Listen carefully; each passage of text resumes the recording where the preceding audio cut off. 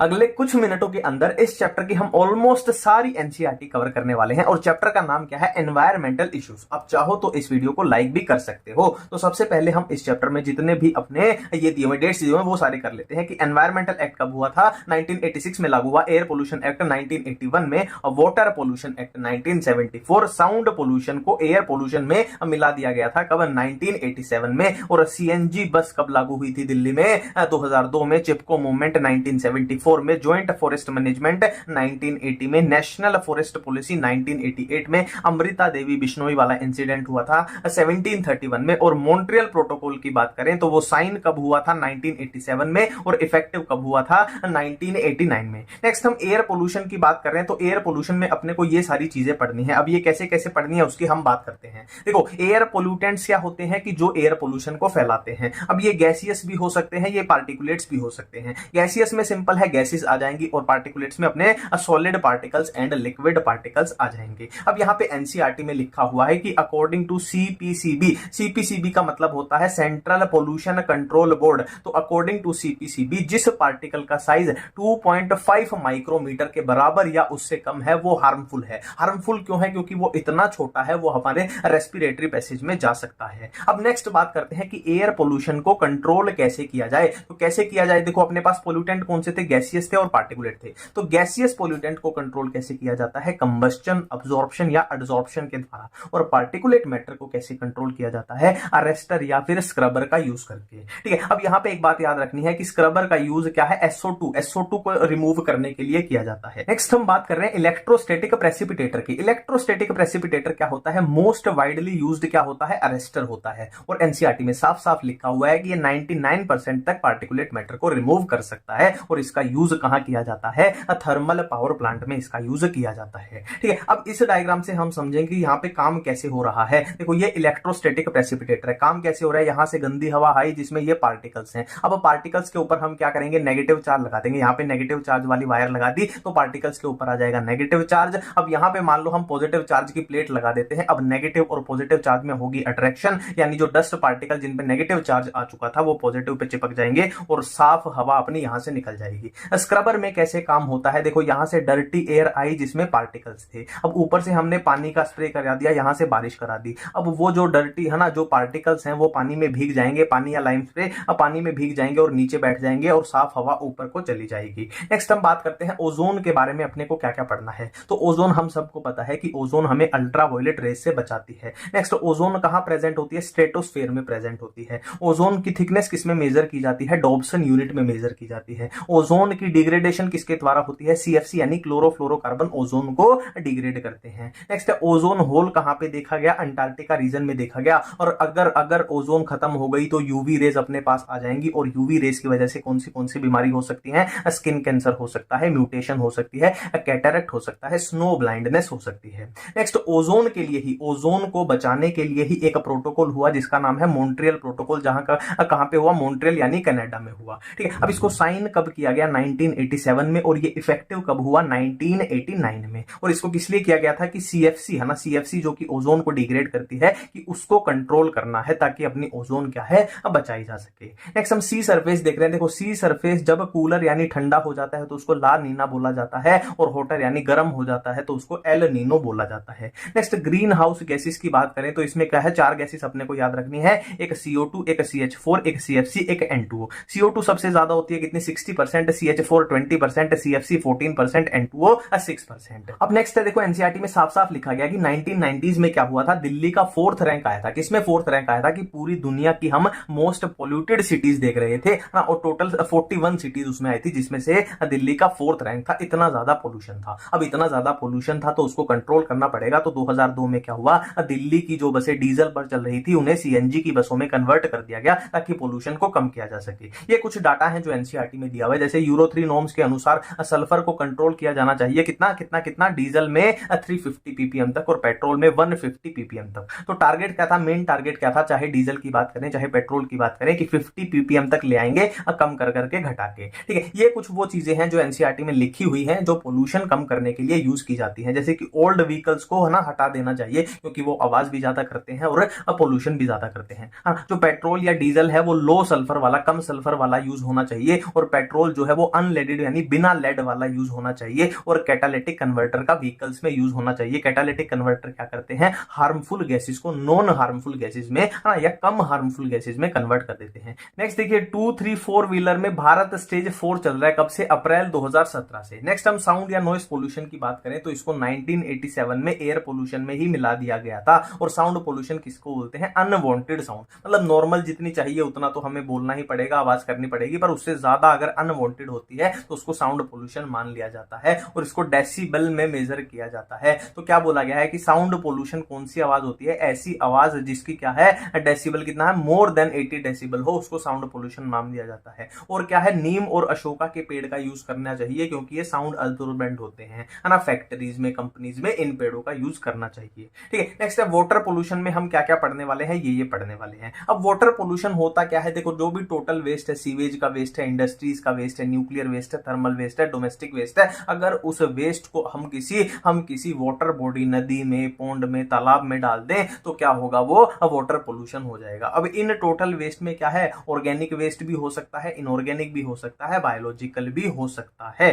ठीक है, अब एनसीईआरटी में साफ साफ लिखी गई है डोमेस्टिक वेस्ट मतलब अपने सुलभ शौचालय से जो वेस्ट जाता है उसमें बायोडिग्रेडेबल ऑर्गेनिक मैटर होते हैं, है ना। सुलभ शौचालय में प्लास्टिक तो निकलेगा नहीं, ठीक है। तो इंडस्ट्रीज का जो वेस्ट होता है उसमें मेनली इनऑर्गेनिक होते हैं और इसमें मेनली ऑर्गेनिक होते हैं, यही बात बताई गई है। नेक्स्ट हम बीओडी और सीओडी देखने वाले हैं। बीओडी यानी बायोकेमिकल ऑक्सीजन डिमांड और सीओडी यानी केमिकल ऑक्सीजन डिमांड। देखो अब बायोकेमिकल में क्या होगा, देखो यहां भी ऑक्सीडेशन करनी है, यहां भी ऑक्सीडेशन करनी है, मतलब एक बात तो क्लियर है, ऑक्सीजन यहां भी चाहिए, ऑक्सीजन यहां भी चाहिए। यहां ऑक्सीजन किसको चाहिए, तो नाम में यार है बायो मतलब लिविंग ऑर्गेनिज्म यानी बैक्टीरिया को चाहिए। मतलब क्या है, बैक्टीरिया को ऑर्गेनिक वेस्ट को डिग्रेड करने के लिए क्या चाहिए, ऑक्सीजन चाहिए। और यहाँ पे केमिकल आ रहा है तो केमिकल का यूज करेंगे, जैसे कि पोटेशियम डाइक्रोमेट, तो यहाँ पे भी ऑक्सीडेशन होना है। बट मजे की बात यह है, यहाँ पे सिर्फ और सिर्फ बायोडिग्रेडेबल ऑर्गेनिक वेस्ट है और यहाँ पे बायोडिग्रेडेबल भी है, नॉन बायोडिग्रेडेबल भी है। इसका सिंपल सा रीजन है, यहाँ पे देखो बैक्टीरिया कर रहा है तो बैक्टीरिया अब नॉन बायोडिग्रेडेबल को तो कर नहीं पाएगा, है ना, प्लास्टिक को तो ऑक्सीडाइज कर नहीं पाएगा, या लोहा है या कुछ भी है, मेटल है, उनको तो कर नहीं पाएगा।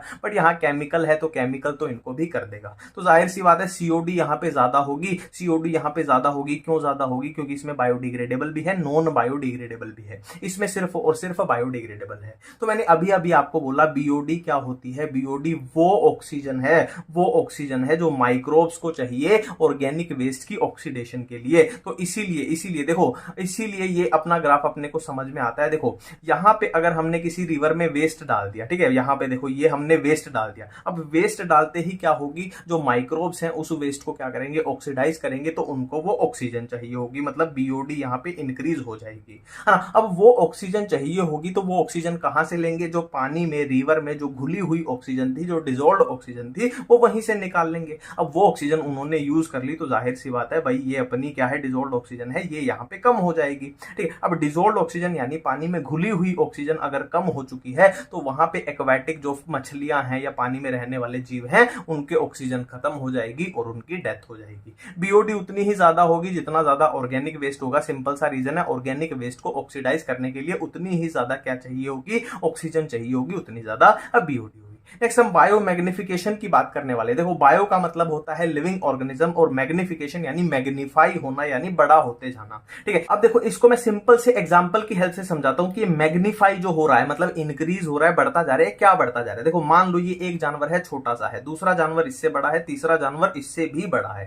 ठीक है, अब देखो जाहिर सी बात है, देखो ये जानवर इसको खा जाता है ना, ये वाला जानवर इसको खा जाता है और ये वाला जानवर अब इसको खा जाएगा।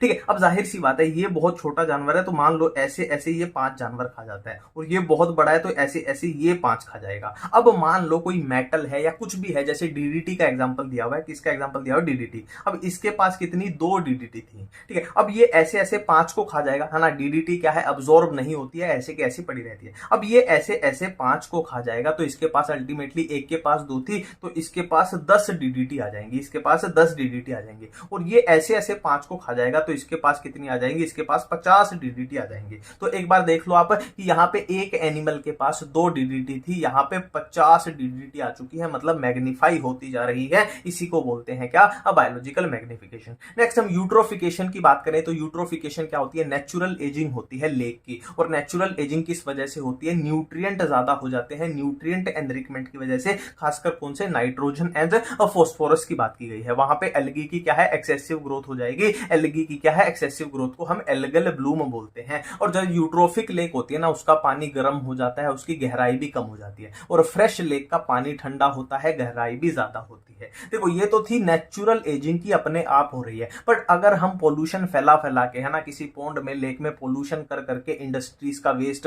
हाउस होल्ड का वेस्ट डाल डाल के अगर इसी प्रोसेस को क्या कर दे, फास्ट कर दे, एक्सेलरेट कर दे, तो उसको एक्सेलरेटेड यूट्रोफिकेशन बोला जाता है।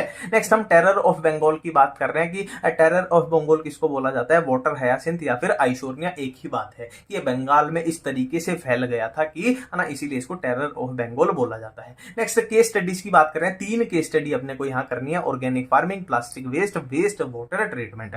ऑर्गेनिक फार्मिंग में आपको एक नाम याद रखना है, रमेश चंद्र डागर, जो कि सोनीपत के थे। इन्होंने क्या की थी, ऑर्गेनिक फार्मिंग की थी। ऑर्गेनिक फार्मिंग का मतलब क्या होता है, पेस्टिसाइड का कम से कम यूज करना, केमिकल्स का कम से कम यूज करना। तो वहां पे उन्होंने हरियाणा किसान वेलफेयर क्लब बनाया। अब देखो ऑर्गेनिक फार्मिंग है तो क्लब भी किसानों का ही बनेगा, नॉर्मल सी बात है, जिसके 5000 मेंबर तक हो गए थे जब ये एनसीईआरटी लिखी गई, तब तक की बात है, अभी पता नहीं कितने हो गए हैं। तो वही बात की गई है कि जैसे फर्टिलाइजेशन, जैसे गाय भैंस का गोबर है, उसकी खाद बना के खेतों में उसका यूज करना चाहिए, organic farming. Waste water treatment का क्या है, फोम है, फ्रेंड्स ऑफ आर्कटा मार्श, इसके बारे में यहां पे दिया। देखो इन्होंने 2 स्टेज में पानी को साफ करने की प्रोसेस की, पहली स्टेज और दूसरी स्टेज। पहली स्टेज में ये क्या करते हैं, पहली स्टेज में डायरेक्ट फिजिकल फिल्ट्रेशन करते हैं, सेडिमेंटेशन, फिल्टरिंग, है ना, जो भी में पानी में मान लो लिफाफा है, बोतल है, वो निकाल लेंगे। और दूसरी स्टेज में ये बायोलॉजिकल ट्रीटमेंट करते हैं, एक तरीके से जैसे सीवेज ट्रीटमेंट होता है ना, वैसे ही है। इसमें बायोलॉजिकल ट्रीटमेंट यानी एल्गी, प्लांट, फंजाई, बैक्टीरिया, इनका यूज करेंगे और पानी को साफ करते जाएंगे। तो इन्होंने 6 कनेक्टेड क्या बनाए थे, ऐसे याद रखना, बस एक बार याद रखना कि इन्होंने 6 कनेक्टेड मार्श बनाए थे, ओवर 60 हेक्टेयर। हमने टोटल जमीन का कितना यूज किया, 60 हेक्टेयर का यूज किया है। नेक्स्ट हम बात कर रहे हैं प्लास्टिक वेस्ट का, जो केस स्टडी दी हुई है अहमद खान की दी हुई है। अहमद खान कहां के थे, बेंगलोर में थे। उन्होंने क्या किया था, जो प्लास्टिक वेस्ट होता था तो उन्होंने उसका पाउडर बना दिया, जिसको पॉलीब्लेंड बोलते हैं। अब पॉलीब्लेंड को बिटुमेन में मिला के उन्होंने रोड बनाने का काम किया था, कहां, बेंगलोर में। नेक्स्ट हम रेडियो एक्टिव वेस्ट की बात कर रहे हैं। देखो रेडियो एक्टिव वेस्ट मतलब न्यूक्लियर एनर्जी के साथ हम काम कर रहे हैं। अब न्यूक्लियर एनर्जी के साथ जब हम काम करते हैं तो अपने पास 2 प्रॉब्लम आ सकती है। 2 प्रॉब्लम कौन सी है, एक तो एक्सीडेंटल लीकेज हो सकती है, और एक क्या है कि उसका जो न्यूक्लियर वेस्ट है उसको डिस्पोज कहां करें। तो एक्सीडेंटल लीकेज के 2 केस हमारे सामने आए हैं, जो एनसीईआरटी में लिखी भी हुए हैं। एक 3 माइल आइलैंड हो गया, एक चिरनोबिल इंसिडेंट हो गया, ठीक है। सेफ डिस्पोजेबल के बारे में एनसीईआरटी में लिखा है कि जो भी न्यूक्लियर वेस्ट है उसको जमीन से 500 मीटर नीचे दफन कर देना चाहिए, ताकि, है ना, उसका इफेक्ट ऊपर ना आवे। नेक्स्ट इम्प्रॉपर रिसोर्स यूटिलाइजेशन की बात करें, नाम से पता लग रहा है इम्प्रॉपर मतलब अच्छे तरीके से नहीं किया। क्या नहीं किया, रिसोर्स का यूटिलाइजेशन, मतलब हम क्या करते हैं, जो ओवर कल्टिवेशन मतलब खेती भी जरूरत से ज्यादा करते हैं, कि जमीन को भी ब्रेक नहीं देते उसकी फर्टिलिटी बढ़ाने के लिए। अनरेस्ट्रिक्टेड ग्रेजिंग मतलब गाय भैंस को चराते ही जाते हैं ना, ब्रेक नहीं देते। डिफॉरेस्टेशन मतलब हम जंगलों को, फॉरेस्ट को काटते जा रहे हैं। पुअर इरिगेशन मतलब हम सिंचाई भी अच्छे तरीके से नहीं करते हैं। तो सिंचाई की यहाँ पे एक प्रॉब्लम एनसीईआरटी में बताई गई है कि इरिगेशन विदाउट प्रॉपर ड्रेनेज, मतलब आप क्या है, ऐसी, है ना, कि आपने सिंचाई की और वहां से प्रॉपर ड्रेनेज मतलब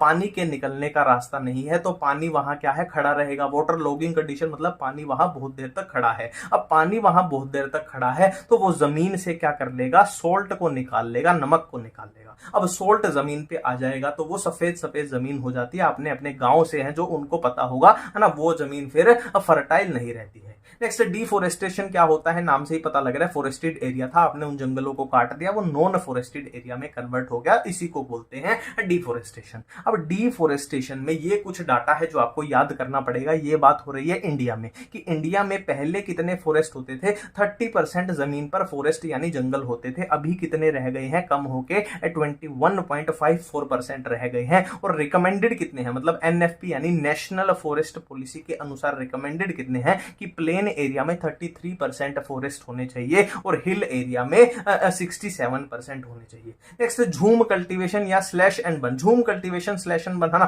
देखो नाम में ही आ रहा है, नाम से ही पता लग रहा है। स्लैश मतलब पेड़ पौधों को काट दो है ना, बर्न मतलब उनको जला दो, ठीक है। अब क्या है, जलाने से जो भी राख बनेगी उसका क्या है, फर्टिलाइजर की तरह यूज करो और वहां पे खेती करो ना। फिर जब वो जमीन क्या है उसकी फर्टिलिटी खत्म हो जाए, फिर दूसरे जंगल में चले जाओ, फिर दूसरे जंगल को काट दो और सेम प्रोसेस रिपीट करो। तो यही थी झूम कल्टीवेशन। और ये कहाँ के लोग करते हैं, नॉर्थ ईस्ट वाले, नॉर्थ ईस्ट स्टेट जो है इंडिया की है ना, वो मणिपुर, मेघालय और वो सब है ना, वो करते हैं। तो यही अपना झूम कल्टीवेशन के बारे में लिखा गया है। Next case study for forest conservation. यहाँ पे 3 चीजें पढ़नी है अपने को। अमृता देवी बिश्नोई वाला इंसिडेंट, चिपको मूवमेंट, जेएफएम। देखो Amrita Devi and Chipko movement लगभग सिमिलर था, बस फर्क ये था अमृता देवी वाला पुराने जमाने में था, राजा के जमाने में था, तो राजा ने इनको क्या करवा दिया था, किल करवा दिया था। चिपको मूवमेंट सरकार के जमाने में था, तो यहाँ पे किसी की डेथ नहीं हुई थी। तो अमृता देवी बिश्नोई जी ने क्या किया था, जोधपुर का राजा था 1731 में, वो पेड़ों को कटवा रहा था, तो अमृता देवी बिश्नोई जी ने क्या है ना, पेड़ों से एक तरीके से चिपक गए थे कि पेड़ों को काटने से पहले हमें काटना पड़ेगा।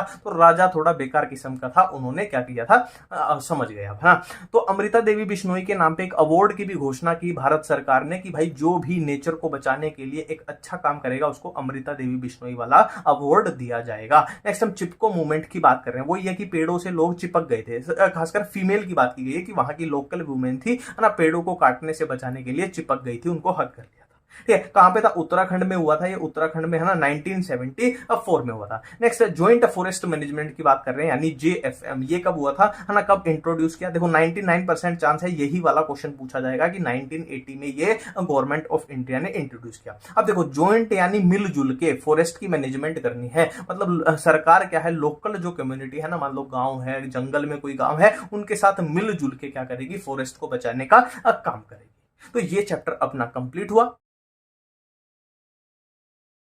चैप्टर का नाम है बायोडाइवर्सिटी एंड इट्स कंजर्वेशन। सबसे पहले हम देखने वाले हैं बायोडाइवर्सिटी जो टर्म थी वो किसने पॉपुलराइज की थी, एडवर्ड विल्सन ने की थी, एनसीईआरटी में लिखा हुआ है। अब ये बातें एनसीईआरटी में लिखी हुई हैं कि बीटल्स की कितनी स्पीशी 3 लाख, फिश की कितनी 28,000, एंड्स की कितनी 20,000 और ऑर्किड्स की कितनी 20,000 स्पीशी। नेक्स्ट हम पढ़ने वाले हैं, देखो बायोडाइवर्सिटी को वैसे तो बहुत सारे लेवल्स पर पढ़ा जा सकता है, पर अपनी एनसीईआरटी में 3 लेवल दिए हुए हैं, genetic level, species level and ecological level. Genetic level पे अपने को 3 चीजें पढ़नी है, एक राउ वोल्फिया वोमिटोरिया, एक अपने को राइस पढ़ना है, एक अपने को मैंगो पढ़ना है। देखो जो राउ वोल्फिया वोमिटोरिया प्लांट है वो एक केमिकल को सिक्रेट करता है जिसका नाम क्या है, रेजर पाइन है। अब रेजर पाइन के बारे में बताया गया है कि हिमालय की अलग अलग जगह पे रेजर पाइन की जो पोटेंसी है या कंसंट्रेशन है वो अलग अलग पाई जाती है। नेक्स्ट राइस के बारे में बताया गया है कि भारत देश में राइस की कितनी स्ट्रेन पाई जाती है, 50,000 स्ट्रेन पाई जाती है। नेक्स्ट मैंगो के बारे में बताया गया है कि भारत देश के अंदर मैंगो की कितनी वैरायटीज पाई जाती हैं, 1000 वैरायटीज पाई जाती हैं। नेक्स्ट स्पीशीज डाइवर्सिटी में देखें तो इसमें क्या लिखा गया है कि वेस्टर्न घाट के अंदर ईस्टर्न घाट के कंपैरिजन में एम्फीबियंस की ज्यादा स्पीशी डाइवर्सिटी पाई जाती है। नेक्स्ट हम इकोलॉजिकल लेवल पे देखें तो इसमें सिंपल सी बात बताई गई है कि इंडिया जैसी कंट्री है ना, जहां पे सर्दी भी होती है, बारिश वाला क्षेत्र भी है, मतलब है ना मेघालय मणिपुर साइड चले जाओगे ना, चेरापूंजी चले जाओगे, गर्मी वाला भी है, राजस्थान है, केरल में अलग टेम्परेचर है ना, मतलब क्या है पहाड़ भी है, हिमाचल में अलग अलग क्या है एरिया है, अलग अलग टेम्परेचर है, कंडीशन है, तो बहुत ज्यादा वहां पे क्या है बायोडाइवर्सिटी अपने को देखने को मिलती है। जैसे नॉर्वे जैसी कंट्री है वहां पे इतने चेंजेस नहीं पाए जाते, तो वहां पे बायोडाइवर्सिटी भी कम होती है। नेक्स्ट हम टोटल स्पीशीज की बात करने वाले हैं, तो अकॉर्डिंग टू IUCN इसके अनुसार कितनी है, 1.5 मिलियन टोटल स्पीशी है, और रॉबर्ट मे के अनुसार कितनी है, 7 मिलियन है। रॉबर्ट मे ने क्या बोला है कि भाई है तो 7 मिलियन, बट हम डिस्कवर सिर्फ इतनी कर पाए हैं। अब आप लोग IUCN की फुल फॉर्म क्या होती है, तो IUCN की फुल फॉर्म क्या होती है, international union for conservation of nature and natural resources.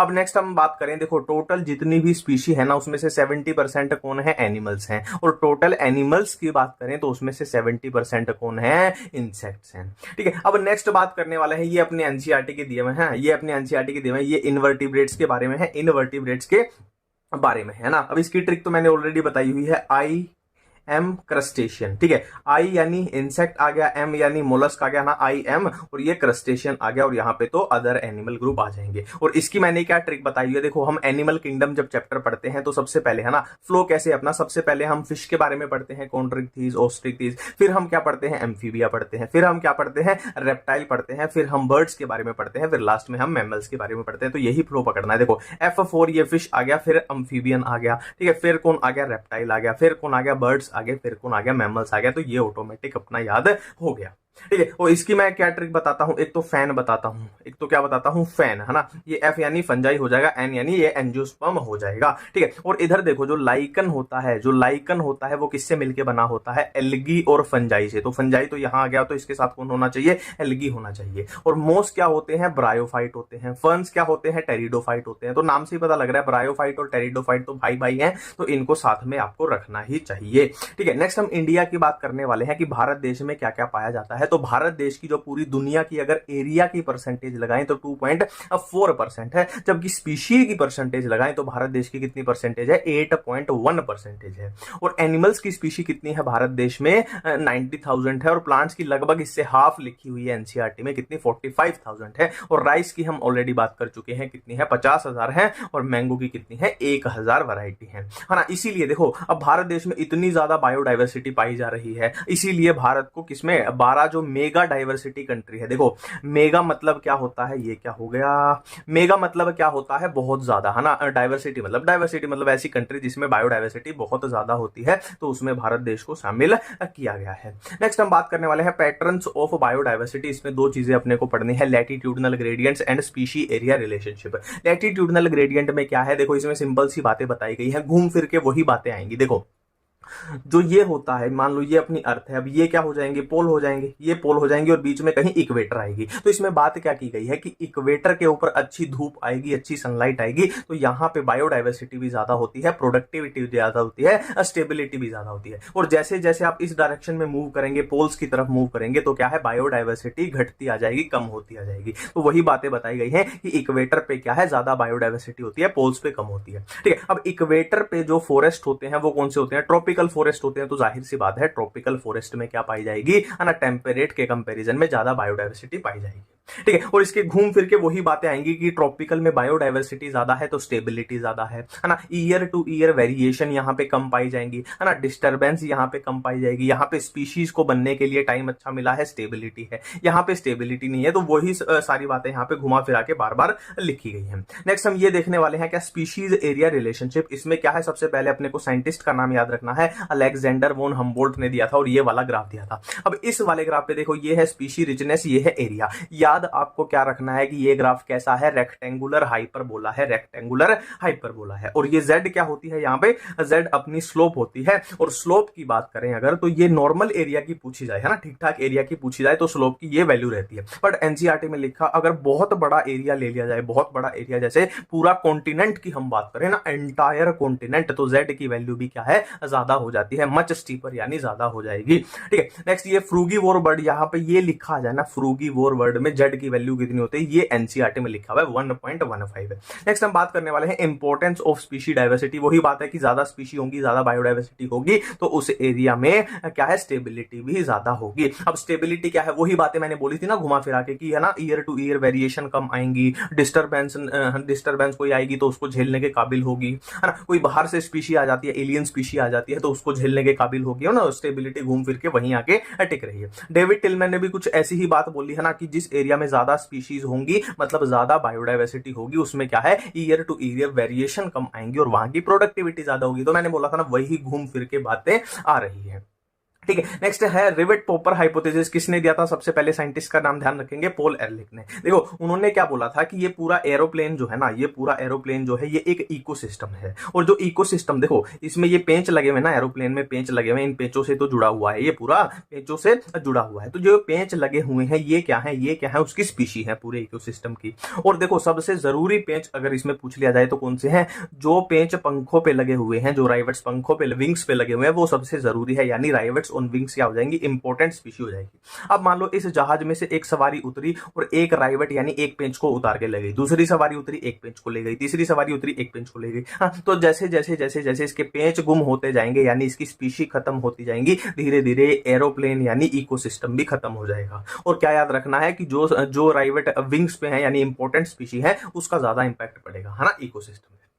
ठीक है, नेक्स्ट हम बात करने वाले हैं कॉज ऑफ बायोडाइवर्सिटी लॉस। तो बायोडाइवर्सिटी के, है ना, कितने कॉज दिए हुए हैं, 4 कॉज दिए हुए हैं कि ऐसे क्या रीजन है जिसकी वजह से बायोडाइवर्सिटी का लॉस हो रहा है। तो पहला है हैबिटेट लॉस एंड फ्रेगमेंटेशन, दूसरा है ओवर एक्सप्लॉयटेशन, तीसरा है एलियन स्पीशी इन्वेजन और फोर्थ है को एक्सटिंक्शन। अब इसमें से आपसे चारों में से पूछ लिया जाए कि मोस्ट इंपॉर्टेंट कॉज कौन सा है, नीट में पहले पूछा भी गया है, habitat loss and fragmentation most important cause है। तो हैबिटेट लॉस एंड फ्रेगमेंटेशन के बारे में पढ़ने वाले हैं, मोस्ट इंपॉर्टेंट कोज है। ठीक है, और इसका क्या दिया हुआ है एनसीईआरटी में, कैसे दिया हुआ है कि जो ट्रॉपिकल रेन फॉरेस्ट है ना वो पहले कितने होते थे, मोर देन 14% होते थे, पर हम जंगलों को काटते जा रहे हैं तो वो 6% रह गए हैं। और क्या बोला गया है, अमेजोन रेन फॉरेस्ट है ना, जो अमेजोन के जंगल है उनको लंग्स ऑफ द प्लैनेट बोला गया है। क्यों बोला गया है, क्योंकि वो बहुत ज्यादा ऑक्सीजन हमें देते हैं। ठीक है, और क्या बोला गया है, अमेजोन रेन फॉरेस्ट को काटा जा रहा है, किस लिए काटा जा रहा है, सोयाबीन की खेती के लिए और गाय भैंस को चराने के लिए काटा जा रहा है। नेक्स्ट हम ओवर एक्सप्लॉयटेशन की बात करें। ओवर एक्सप्लॉयटेशन मतलब, है ना,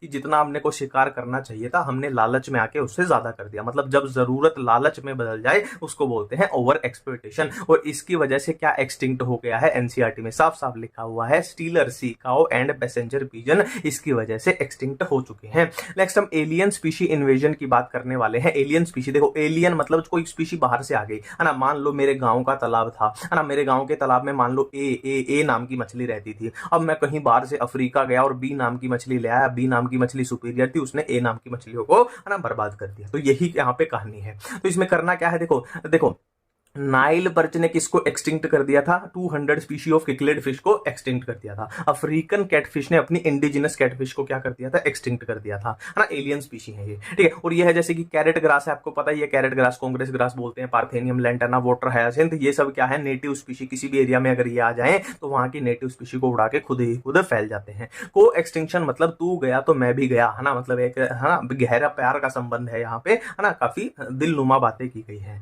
ये वैसे वहां पे आता है अपना सेक्सुअल रिप्रोडक्शन प्लांट में, वहां पे पता चलेगा। फिर ओब्लिगेटरी पैरासाइट मतलब कोई पैरासाइट था जो, है ना, कोई पैरासाइट अगर था, अरे यार कलर, ठीक है, मान लो कोई पैरासाइट था, वो ए नाम की फिश पे ही रह सकता था। अब ए नाम की फिश जब उड़ जाएगी तो जाहिर सी बात है उस पैरासाइट को भी उड़ना पड़ेगा ना। ओब्लिगेटरी मतलब मैं तेरे बिना नहीं रह सकता, या रह सकती भी हो सकता है। ठीक है, अब देखो ये जो है ना, ये दिए हुए हैं, इनको याद करने की खास आपको जरूरत नहीं है, एनसीईआरटी में लिखे गए हैं, पर मैं बोल रहा हूं इनको याद करने की खास आपको जरूरत नहीं है। अब यहां से ध्यान आपको बस ये रखना है, 6th एक्सटिंक्शन जारी है, मतलब 5 मास एक्सटिंक्शन हो चुके हैं, जैसे डायनासोर नहीं एकदम खत्म हो गए थे वो वाला एक्सटिंक्शन, तो अभी 6th वाला जारी है। और 6th वाले में खास बात क्या है कि ह्यूमन की एक्टिविटीज इतनी बढ़ चुकी है कि 6th वाला बहुत ज्यादा स्पीड से आ रहा है। मतलब क्या बोला गया है एनसीईआरटी में कि अगले 100 सालों में हम अपनी आधी स्पीशी क्या है गवा देंगे, खत्म कर देंगे। और ये स्पीशी एक्सटिंक्ट हो चुकी है, जैसे कि डोडो कहां से एक्सटिंक्ट हुई, मॉरिशस, डोडो डोडो डोडो डोडो, क्वागा कहां से, अफ्रीका से, थाइलासिन कहां से, ऑस्ट्रेलिया से, स्टीलर सी काऊ कहां से,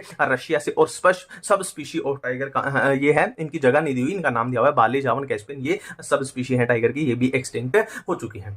अब हम बात करने वाले हैं why do we conserve biodiversity, मतलब हमें बायोडाइवर्सिटी को आखिर क्यों कंजर्व करना चाहिए। जाहिर सी बात है हमें उनसे बहुत फायदा हो रहा है, इसीलिए हमें क्या है कंजर्व करना चाहिए। तो फायदा किस तरीके से हो रहा है, नैरो तरीके से भी, ब्रॉड तरीके से भी, एथिकल तरीके से भी। अब नैरो तरीके में तो वही आ जाएगा, पेड़ पौधों से हमें खाना मिलता है, लकड़ियां मिलती हैं, फाइबर मिलते हैं, डाइज मिलती हैं, दवाइयां मिलती हैं, ट्रक्स मिलती हैं, वो सब आ जाएगा। और नैरो में क्या आएगा, बायो प्रोस्पेक्टिंग आएगा। बायो प्रोस्पेक्टिंग वही होता है ना, मैंने बार बार एग्जाम्पल बताता हूं, मान लो साउथ अफ्रीका में ये प्लांट है ना, ये प्लांट है अजीब सा, साउथ अफ्रीका में है, और इसमें क्या प्रॉपर्टी है, ये कैंसर को ठीक कर सकता है। अब साउथ अफ्रीका है ना, अफ्रीका ही ले लो, अफ्रीका के जंगलों में है, तो अफ्रीका के जंगलों में ये प्लांट है, इसमें कैंसर को ठीक करने की प्रॉपर्टी है, बट वहां के लोग पढ़े लिखे नहीं है तो इनको इसकी पावर नहीं पता। तो इसी में यही बोला गया कि भाई जो यूजफुल है ह्यूमंस के लिए, है ना, उसका अच्छे तरीके से यूज लिया जाए, साइंस का यूज करके।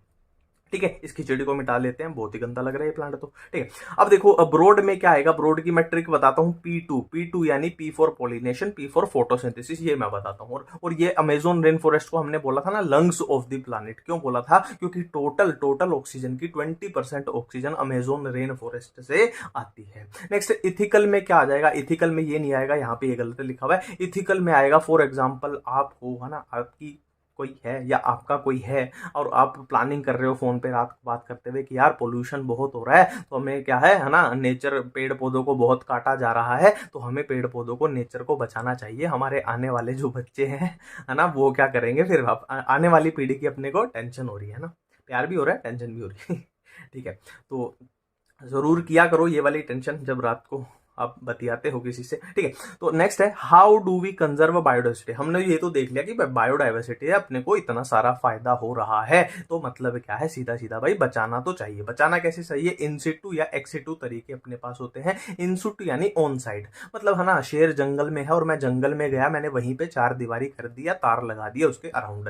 एक्स सिटू यानी ऑफ साइड, ऑफ साइड यानी मैं जंगल में गया, है ना, गाड़ी लेके गया और गाड़ी में शेर को बिठा लाया अपने साथ साइड वाली सीट पे, और मैंने आके दिल्ली के चिड़ियाघर में उसको छोड़ दिया कि भाई तेरे को प्रोटेक्ट यहाँ पे करता हूँ, वहां तेरे को खतरा था। तो इन सिटू में क्या क्या आएंगे अपने पास, हॉटस्पॉट्स आएंगे, बायोस्फीयर रिजर्व आएंगे, नेशनल पार्क आएंगे, वाइल्ड लाइफ सेंचुरी आएंगी, सेक्रेड ग्रुप्स आएंगे। अब यहाँ पे इनके नंबर आपको हर हाल में याद होने चाहिए। ये इंडिया की बात की गई है, भारत देश में कितने हॉटस्पॉट, 3 है, बायोस्फीयर रिजर्व कितने हैं, 14 है, एंड नेशनल पार्क 90 है, वाइल्ड लाइफ सेंचुरी कितनी है, 448 है। ठीक है, अब सेक्रेड ग्रुप्स के बारे में मैं आगे बताऊंगा क्या होते हैं, टेंशन मत लीजिए। देखो हॉटस्पॉट की बात की गई है, हॉटस्पॉट इतने जरूरी क्यों होते हैं। देखो पूरी दुनिया की बात की गई है कि हॉटस्पॉट 25 होते थे, 25 होते थे, अब बढ़ के कितने 34 हो चुके हैं। इंडिया की बात करें तो इंडिया में हॉटस्पॉट 3 है। कौन से 3 है, Indo Burma, Himalaya and western Ghat and Sri Lanka. अब हॉटस्पॉट की खास बात क्या होती है, यहाँ पे स्पीशी रिचनेस, मतलब बहुत ज्यादा बायोडाइवर्सिटी पाई जाती है, और high degree of endemism. Endemism का मतलब है फॉर एग्जाम्पल राहुल जो है वो कानपुर में ही पाया जाता है, या प्रियंका जो है वो भोपाल में ही पाई जाती है, ये होती है एंडेमिज्म। ठीक है, अब हॉटस्पॉट की खास बात क्या है, जो एरिया कवरेज है ना, ये सिर्फ 2% एरिया लेते हैं, ये सिर्फ दुनिया का 2% एरिया लेते हैं, बट स्पीशी रिचनेस इनकी बहुत ज्यादा है। तो क्या बोला गया है, अगर हॉटस्पॉट को अच्छे तरीके से प्रोटेक्ट किया जाए तो जो ऑनगोइंग मास एक्सटिंक्शन है उसको ये 30% तक रोक सकते हैं। ये कुछ नेशनल पार्क कहां पे है ये याद रख लेना, है ना, जैसे ये कई बार पूछ ले जाते हैं यार, इंपॉर्टेंट वाले, इसलिए मैंने लिखे हैं। जैसे काजीरंगा नेशनल पार्क कहां पे है, असम में है, और किस लिए फेमस है, ये राइनोसोरस के लिए। जिम कॉर्बेट उत्तराखंड में है, टाइगर के लिए फेमस है। गिर नेशनल पार्क गुजरात में है, लोयन के लिए फेमस है। सेक्रेड ग्रुप्स की बात करें, है ना, ये क्या है, एक तरीके से ऐसे बोला जाता है, मान लो ये गांव है, ये गांव है, और ये गांव जंगल के अंदर है, ये गांव पूरा जंगल के अंदर है, और जंगल के अंदर कुछ भी हो सकता है, मंदिर हो सकता है, मस्जिद, गुरुद्वारा, है ना, या चर्च, कुछ भी हो सकता है। अब वहां के लोकल लोग मान रहे हैं कि ये जो जंगल है ना, ये भगवान से जुड़ा हुआ है, ये नेचर भगवान से जुड़ा हुआ है, अगर हम जंगल काटेंगे तो क्या है, भगवान हमसे, है ना, भगवान अल्लाह ईश्वर हमसे नाराज हो जाएंगे। तो इस तरीके से क्या है, फिर उन जंगलों को लोग नहीं काटते हैं। तो ये कहां कहां पे है, Khasi and Jaintia hills in Meghalaya, Aravali hills of Rajasthan, western Ghat of Karnataka and Maharashtra, Surguja, Chanda and Bastar of Madhya Pradesh, forest of Meghalaya. Ex situ conservation की बात करें तो इसमें क्या क्या आएगा, जूलॉजिकल पार्क आएंगे, बोटेनिकल गार्डन आएंगे, wildlife safari park, seed bank, cryopreservation technique इसमें आएगी। ठीक है, अब बायोडाइवर्सिटी कंजर्वेशन के बारे में ये 2 चीजें आपको जरूर याद रखनी है, क्योंकि एनसीईआरटी में साफ साफ लिखी गई है। अर्थ समिट कब हुआ था, 1992 में, वर्ल्ड समिट 2002 में, और क्या है, ये कहां पे हुआ था, अर्थ समिट कब हुआ था, रियो डी जेनेरियो में, है ना, कहां, ब्राजील में। रियो कहां पे है, ब्राजील में है, सबको पता होना चाहिए। जोहान्सबर्ग कहां पे है, साउथ अफ्रीका में, तो ये जोहान्सबर्ग में हुआ था। ठीक है, तो इस तरीके से हमने ये चैप्टर बड़ा ही प्यार से खत्म किया। में हम जो चैप्टर करने वाले हैं उसका नाम है इकोसिस्टम। आप चाहो तो इस वीडियो को लाइक भी कर सकते हो। तो बिना किसी टाइम वेस्ट के स्टार्ट करते हैं। सबसे पहले हमें देखना पड़ेगा इकोसिस्टम होता क्या है। तो इकोसिस्टम नेचर की फंक्शनल यूनिट होती है। और क्या है, इकोसिस्टम ऐसी जगह का नाम है जहां पे लिविंग ऑर्गेनिज्म अपनी सराउंडिंग एनवायरनमेंट के साथ क्या है, इंटरेक्ट करते हैं। अब इकोसिस्टम दोस्तों टेरेस्ट्रियल यानी जमीन पर भी हो सकता है, एक्वाटिक यानी पानी पर भी हो सकता है। जमीन पर जैसे कि फॉरेस्ट हो गया, डेजर्ट हो गया, ग्रासलैंड हो गया, और एक्वाटिक यानी पानी पर क्या होगा आपको पता ही है, पॉन्ड यानी तालाब, लेक यानी झील हो गई, रिवर यानी नदियां, वेटलैंड यानी है ना वेट मतलब गीला, आपको पता ही है। नेक्स्ट है मैन मेड इकोसिस्टम यानी आर्टिफिशियल इकोसिस्टम भी हो सकते हैं, जैसे कि क्रॉप फील्ड यानी खेत। अब खेत इंसान ही बनाता है, नेचुरल नहीं होते हैं। एक्वारियम हो गया है ना, आप अपने घर में मछलियों का एक्वारियम आपका है तो वो मैन मेड है। नेक्स्ट हम स्ट्रेटिफिकेशन की बात करने वाले हैं। स्ट्रेटिफिकेशन को आसान भाषा में समझते हैं। देखिए मान लो ये कोई जंगल है, अब जंगल में जाहिर सी बात है बहुत बड़े पेड़ भी होंगे और जाहिर सी बात है उससे थोड़े छोटे पेड़ भी होंगे और बिल्कुल भी छोटे छोटे पेड़ भी होंगे, ठीक है। अब इसी को हम स्ट्रेटिफिकेशन बोलते हैं कि ये वर्टिकल डिस्ट्रीब्यूशन, वर्टिकल डिस्ट्रीब्यूशन मानी ये छोटे छोटे पेड़ की हाइट इतनी है, ठीक है, इनकी हाइट इतनी है, उससे छोटे सबसे बड़े पेड़ है उनकी हाइट इतनी है। तो ये वर्टिकल डिस्ट्रीब्यूशन एक तरीके से जो है इसी को हम क्या बोलते हैं दोस्तों, स्ट्रेटिफिकेशन बोलते हैं, ठीक है। वो ये ट्री माने सबसे ऊपर, श्रब यानी उससे छोटे, हर्ब ग्रास बिल्कुल ही नीचे हैं जो हाइट में, ठीक है। नेक्स्ट है कंपोनेंट्स ऑफ इकोसिस्टम क्या क्या होते हैं। तो इकोसिस्टम के 4 कंपोनेंट है, productivity, decomposition, energy flow and nutrient cycling. और असल में इस पूरे चैप्टर में अपने को यही 4 चीजें पढ़नी होती है। तो सबसे पहले हम देखने वाले हैं आखिरकार ये प्रोडक्टिविटी कैसे होती है।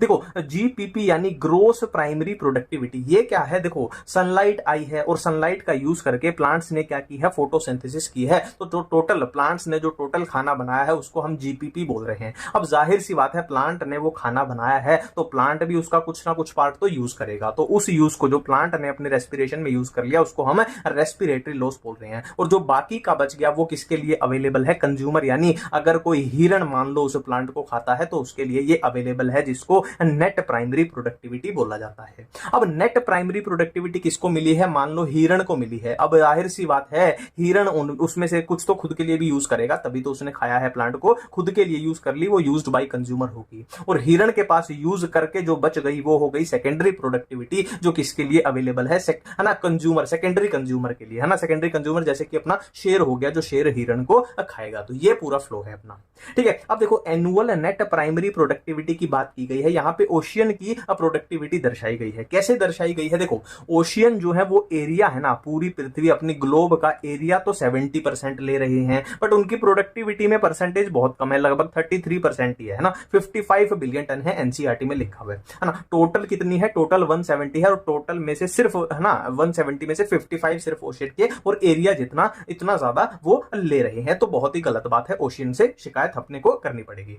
नेक्स्ट देखो डीकंपोजिशन में अपने को ये चीजें पढ़नी है, fragmentation, leaching, catabolism, humification, mineralisation. अब इसको कैसे पढ़ना है, कैसे कंफ्यूजन से बचना है, वो मैं आपको बताता हूं। सबसे पहले तो इनका फ्लो अपने को याद होना चाहिए, तो उसकी मैट्रिक बताता हूं। देखो फलक तक जाना है हमें देखो हमें आसमान की ऊंचाइयां तो छूनी है ना, जाहिर सी बात है जिंदगी में कुछ तो बड़ा करना है। तो फलक तक, फलक यानी आसमान, फलक तक किसे जाना है भाई, हमें जाना है। तो FLCHM यानी सबसे पहले फ्रेगमेंटेशन, फिर लीचिंग होगी, फिर कैटाबॉलिज्म, फिर ह्यूमिफिकेशन, फिर मिनरलाइजेशन। अब देखिए इनमें होता क्या क्या है, देखो ट्रिक बताता हूं आपको, ट्रिक बताता हूं। जहां पे बैक्टीरिया या फंजाई के एंजाइम्स आ जाएं, जहां भी बैक्टीरिया या फंजाई लिखा आ जाए वो कौन सा स्टेप है, कैटाबॉलिज्म है, पहली बात है, ठीक है। और क्या है, देखो फ्रेगमेंटेशन तो नाम से ही पता लग रहा है, मतलब फ्रेगमेंट यानी स्मॉलर पार्टिकल्स में तोड़ दिया है, स्मॉलर पार्टिकल्स में तोड़ दिया है। किसको, डेट्राइटस को। डेट्राइटस क्या होता है, देखो मान लो कोई प्लांट है या फिर ये कोई एनिमल है, तो कभी ना कभी तो इनकी डेथ हो जाएगी, तो डेथ होगी तो कहां पे गिरेंगे, जमीन पे गिरेंगे, उसी को डेट्राइटस बोलते हैं। फिर अर्थवॉर्म ETC, इसको क्या है, स्मॉलर पार्टिकल में फ्रेगमेंट्स में तोड़ देंगे, तो यही अपनी फ्रेगमेंटेशन होती है। तो 2 स्टेप क्लियर है। ह्यूमिफिकेशन नाम से ही क्लियर हो जाएगा कि इसमें ह्यूमस की क्या हो रही है, एक्यूमुलेशन हो रही है। अब ह्यूमस क्या है, डार्क कलर का अमोर्फस सब्सटेंस है, जो कि हाईली रेजिस्टेंस है, माइक्रोबियल है ना, माइक्रोबियल एक्टिविटी के लिए हाईली रेजिस्टेंट है, ठीक है। नेक्स्ट मिनरलाइजेशन, देखो मिनरलाइजेशन तो नाम से ही पता लग रहा है, जो मिनरल्स है, मिनरल्स यानी जो इनऑर्गेनिक न्यूट्रिएंट्स है ना, वो रिलीज हो चुके हैं। अब बच्चा एक लीचिंग में सिर्फ ये याद रखना है आपको, देखो इस तरीके से याद रखना, एनसीईआरटी की लाइन है कि प्रेसिपिटेटेड एज अनअवेलेबल सोर्ट, ये अपनी पहली लाइन याद रखिए। अब क्या प्रेसिपिटेट हुए हैं, इनऑर्गेनिक न्यूट्रिएंट गो इनटू है ना, go down into soil and get precipitated as unavailable salts. तो एक एक है ना, एक एक पॉइंट से अपने को सारे स्टेप ये याद हो जाने चाहिए। अब देखो ये पॉइंट क्या बोलता है, इंसिडेंट सोलर रेडिएशन, मतलब सूरज से जो रोशनी टोटल आई है ना, सोलर रेडिएशन जो आई है उसकी 50% से भी कम क्या होती है, पार होती है। पार यानी फोटोसिंथेटिकली एक्टिव रेडिएशन। रेडिएशन। अब पार की अगर आपको है ना वेवलेंथ पूछ ली जाए तो इसकी होती है 400 से लेकर 700 नैनोमीटर। मतलब ये लाइट है जो प्लांट कैप्चर कर सकते हैं फोटोसिंथेसिस करने के लिए। बट इसका भी टोटल यूज नहीं करते हैं, प्लांट सिर्फ 2 है ना, पार का प्लांट सिर्फ 2 to 10% यूज करते हैं, बाकी ऐसे ही रहती है। नेक्स्ट हम बात करने वाले हैं प्रोड्यूसर। देखो प्रोड्यूसर तो आपको ना नाम से ही पता लग जाएगा, प्रोड्यूसर कौन होते हैं, है ना, प्राइमरी प्रोड्यूस करने वाले, है ना। अब वो कहां से प्रोड्यूस करेंगे, मान लो ये सन है तो सनलाइट आएगी, है ना, ये सन है, सनलाइट आएगी और पेड़ पौधे उससे क्या करेंगे, फोटोसिंथेसिस करेंगे और वो प्रोड्यूसर है। और उनको ऑटोट्रोफ भी आप बोल सकते हो, ऑटोट्रोफ यानी अपना खाना खुद बनाने वाले सनलाइट का यूज करके। इनको कन्वर्टर्स या ट्रांसड्यूसर भी बोला जा सकता है। कन्वर्टर कैसे, देखो सोलर एनर्जी को ये केमिकल एनर्जी जैसे कि एटीपी हो गया, है ना, उसमें कन्वर्ट कर रहे हैं। अब एक्वाटिक इकोसिस्टम में लिखा गया है एनसीईआरटी में कि एक्वाटिक इकोसिस्टम में मेजर ऑटोट्रोफ कौन होते हैं, फाइटोप्लैंक्टन्स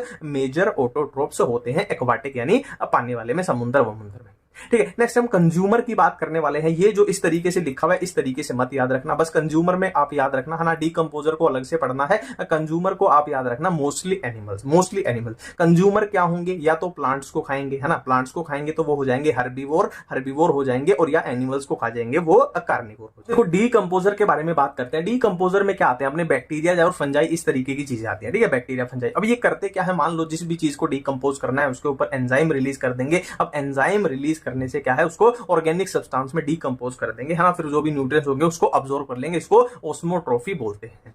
ठीक है, अब ये बात कर रहे हैं, देखो प्राइमरी प्रोड्यूसर यानी अपने प्लांट्स हो जाएंगे, पेड़ पौधे हो जाएंगे। प्राइमरी कंज्यूमर यानी जो पेड़ पौधों को खाएंगे, है ना, पेड़ पौधों को कौन खाएंगे, मान लो हिरण ने खा लिया या और भी कुछ, है ना। सेकेंडरी कंज्यूमर यानी जो प्राइमरी कंज्यूमर को खाएगा, और टर्शरी कंज्यूमर यानी जो इसको भी खा जाएगा, है ना, एक तरीके से वही चल रहा है अपना, है ना। प्लांट्स हो गए, हर्बीवोर यानी हर्बीवोर जो प्लांट्स को खाएंगे, कार्निवोर यानी जो एनिमल्स को खाएंगे। टॉप कार्निवोर क्या होता है, टॉप कार्निवोर मतलब भाई इस कार्निवोर को कोई नहीं खा सकता, जैसे शेर है, अब शेर को ऊपर कोई नहीं खा सकता, है ना। ये ट्रॉफिक लेवल है T1 T2 T3 और T4, है ना। यही अपनी फूड चेन बन जाती है, यही क्या बन जाती है, यही तो है अपनी फूड चेन, यही तो है अपनी फूड चेन। अब यहाँ पे कुछ चीजें आप ध्यान रखना, देखो फूड चेन के अंदर जो एनर्जी है किस डायरेक्शन में जा रही है, ऐसे जा रही है ना, प्लांट्स से इस टॉप कार्निवोर की तरफ जा रही है। मतलब फूड चेन के अंदर एनर्जी का फ्लो कैसा है, ओनली यूनिडायरेक्शनल है, ये वाला फ्लो नीचे की तरफ नहीं हो सकता, है ना। अब शेर को, है ना, हिरण शेर को नहीं खा सकता ना, शेर हिरण को खा सकता है, सिंपल सी बात है। और क्या चीज हमें ध्यान रखनी है, 10% का लो याद रखना है, 10% का लो।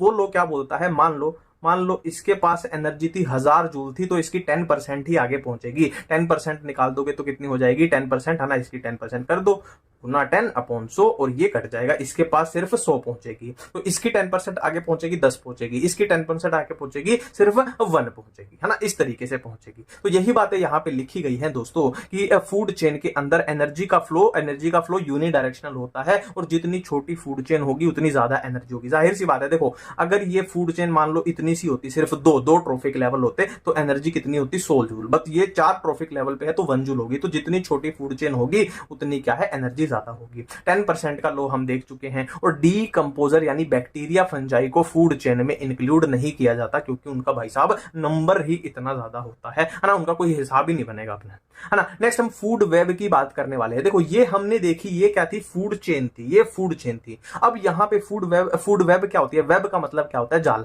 अब एक से ज्यादा फूड चेन जब प्रेजेंट हो, एक से ज्यादा या 2 से ज्यादा बोल लो, है ना, क्या है वो बना देंगी फिर फूड वेब यानी जाल बन जाएगा। मान लो ये एक फूड चेन है, ये दूसरी फूड चेन है, तीसरी फूड चेन, ये चौथी फूड चेन, ये 5 6 7, इस तरीके से जाल बन जाएगा। और ये जाल जितना कॉम्प्लेक्स होगा, मैंने क्या बोला, ये जाल जो है फूड वेब जो बनेगा जितना कॉम्प्लेक्स होगा, स्टेबिलिटी और परमानेंट, है ना, उतना ही ज्यादा होगा, उतना ही ज्यादा स्टेबल होगा, उतना ही ज्यादा क्या होगा, परमानेंट। हम पिरामिड्स की बात करने वाले हैं। पिरामिड्स की मैं एनसीईआरटी के पिरामिड्स की मैं सिंपल सी ट्रिक बताता हूं। अगर खाली ये वाला पिरामिड ऑफ बायोमास कहां पे, एक्वाटिक इकोसिस्टम में, खाली इसको छोड़ दें अगर, तो सारे कैसे हैं, बिल्कुल सीधे हैं, सारे अपराइट हैं। ये भी अपराइट है, ये भी अपराइट है, मैंने बोला ये एक एक्सेप्शन है, ये क्या है, इन्वर्टेड है, उल्टा है, और ये भी अपराइट है। ये है अपनी ट्रिक एनसीईआरटी के पिरामिड्स की। नेक्स्ट हम बात करने वाले हैं स्टैंडिंग क्रॉप। देखो स्टैंडिंग क्रॉप क्या होती है, उस पर्टिकुलर एरिया में, मान लो आपके सामने कोई खेत दिख रहा है, तो उस खेत में लिविंग बायोमास कितना है वो होता है स्टैंडिंग क्रॉप। और स्टैंडिंग सराउंडिंग स्टेट क्या होती है कि वहां पे इनऑर्गेनिक न्यूट्रिएंट कितने हैं, जैसे कि कार्बन हो गया, नाइट्रोजन हो गया, फास्फोरस, कैल्शियम हो गया। ठीक है, नेक्स्ट हम इकोलॉजिकल सक्सेशन की बात करने वाले हैं। सक्सेशन क्या होता है, मैं सिंपल भाषा में आपको समझा देता हूं। मान लो ये एक बंजर इलाका है, यहां पर आज तक, है ना, मान लो आज तक कोई भी स्पीशी नहीं थी, ना प्लांट की ना एनिमल की। ठीक है, अब बंजर इलाका है, मान लो यहां पे ये पहली स्पीशी आ गई, पहली स्पीशी आ गई। ठीक है, अब इससे मॉडिफाई होके, इवोल्यूशन होके, मान लो 50 साल में ये बन गई, इससे मॉडिफाई होके ये बन गई, इससे मॉडिफाई होके ये बन गई, इससे मॉडिफाई होके ये बन गई। अब फाइनल ये जो मैक्सिमम मॉडिफिकेशन है ये अब स्टेबल हो गई, ये स्टेबल हो गई, और इस काम में कितने साल लग गए, मान लो 100 साल लग गए। तो यही अपना क्या होता है, सक्सेशन होता है, कि बिल्कुल बंजर इलाके पे ऐसे ऐसे हो रहा है और फाइनली ये क्या है, स्टेबल हो चुकी है। अब यहां पे देखो ये स्पीशी जो है वो पहली बार आई थी, तो ये हो जाएगी पाइनर स्पीशी। पाइनर का मतलब ही होता है पहली बार आना, और ये है आखिरी में आई है। आखिरी को क्या बोलते हैं हम, क्लाइमेक्स बोलते हैं।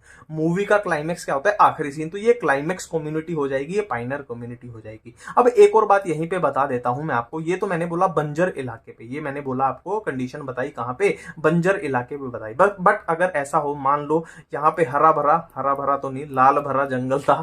ठीक है, लाल भरा जंगल था और यहाँ पे लगा दी किसी ने आग लगा दी, यहाँ पे किसी ने आग लगा दी और ये ऐसे तबाह हो गया, ये ऐसे तबाह हो गया। मतलब यहाँ पे पहले जंगल था और अब तबाह हो चुका है। अब ये दोबारा से जंगल बनने में जो टाइम लगेगा वो भी एक तरीके का सक्सेशन है। ठीक है, अब यहाँ पे दो तरीके की चीजें देखी। एक तो बिल्कुल ही बंजर पे आए, है ना, सक्सेशन वो हो जाएगा प्राइमरी सक्सेशन, मतलब यहाँ पहले कुछ भी नहीं था। और एक मैंने अभी आपको बताया कि जंगल था, उसमें आग लगा दी, फिर वो तबाह हुआ, फिर दोबारा स्पीशी आई, फिर क्या है, दोबारा स्पीशी आई। ये क्या हो जाएगा, सेकेंडरी सक्सेशन हो जाएगा। मतलब यहाँ पहले कुछ ना कुछ था। तो जाहिर सी बात है, आपसे कोई पूछ ले कि प्राइमरी तेज होगा या सेकेंडरी तेज होगा, तो जाहिर सी बात है सेकेंडरी तेज होगा, क्योंकि यहाँ पे एटलीस्ट पहले कुछ तो था, प्राइमरी में तो बिल्कुल ही बंजर था। तो यही सारी बातें यहाँ पे लिखी हुई है, वही है पाइनर स्पीशी, क्लाइमेक्स कम्युनिटी, है ना, क्या है वो, है ना, ये पॉइंट मैं अभी बताऊंगा। ये प्राइमरी वाला मैं आपको बता चुका हूँ, सेकेंडरी वाला मैं बता चुका हूँ ना, पहली बार आया, और सेकेंडरी मतलब ना पहले वहां पे कुछ था।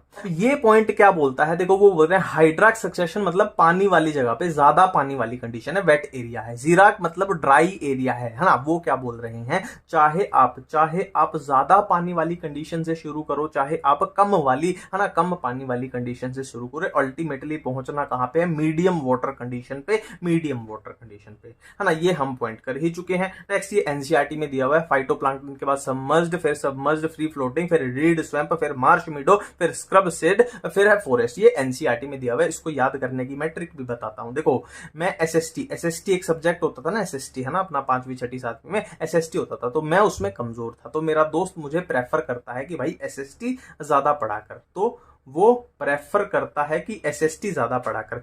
पी से बना फाइटोप्लैंक्टन, आर से अपना क्या बना, रूटेड सबमर्ज्ड, एफ से बना फ्री फ्लोटिंग, आर से अपना बना यहाँ रीड स्वैम्प, और एस से अपना यहाँ क्या बनेगा, एस से बनेगा सेज का मतलब होता है ये मार्श मीडो, और ये एस से स्क्रब बनेगा, और टी फॉर ट्री यानी फिर फॉरेस्ट अपना बन जाएगा। नेक्स्ट हम न्यूट्रिएंट साइक्लिंग या फिर बायोजियोकेमिकल साइकिल करने वाले हैं। इसमें गैसियस साइकिल भी हो सकती है, सेडिमेंट्री भी हो सकती है। गैसियस तो नाम से ही पता लग रहा है गैसेस होंगी, जैसे नाइट्रोजन तो आपको पता ही है ना, एनवायरमेंट में गैस के रूप में पाई जाते हैं, तो नाइट्रोजन साइकिल आ जाएगी। कार्बन साइकिल में CO2 होती है अपनी, तो ये भी गैस हो जाएगी। सेडिमेंट्री यानी नाम से पता लग रहा है, थोड़ी चट्टान जैसी फील आ रही है ना, सेडिमेंटेशन चट्टान जैसी है ना, फॉस्फोरस सल्फर इस टाइप की साइकिल आ जाएंगी, है ना। तो गैसियस का रिजर्वोयर कहां, एटमॉस्फेयर में होता है, जाहिर सी बात है गैस है, और सेडिमेंट्री का अर्थ क्रस्ट में होता है। ये भी लॉजिकल बात यहाँ पे दिख रही है। कार्बन साइकिल में क्वेश्चन कहां से बनेंगे वो मैं बता रहा हूं। देखो क्या बोला गया है, ड्राई वेट यानी किसी भी ऑर्गेनिज्म का ड्राई वेट, यानी अगर उसमें से पानी निकाल दें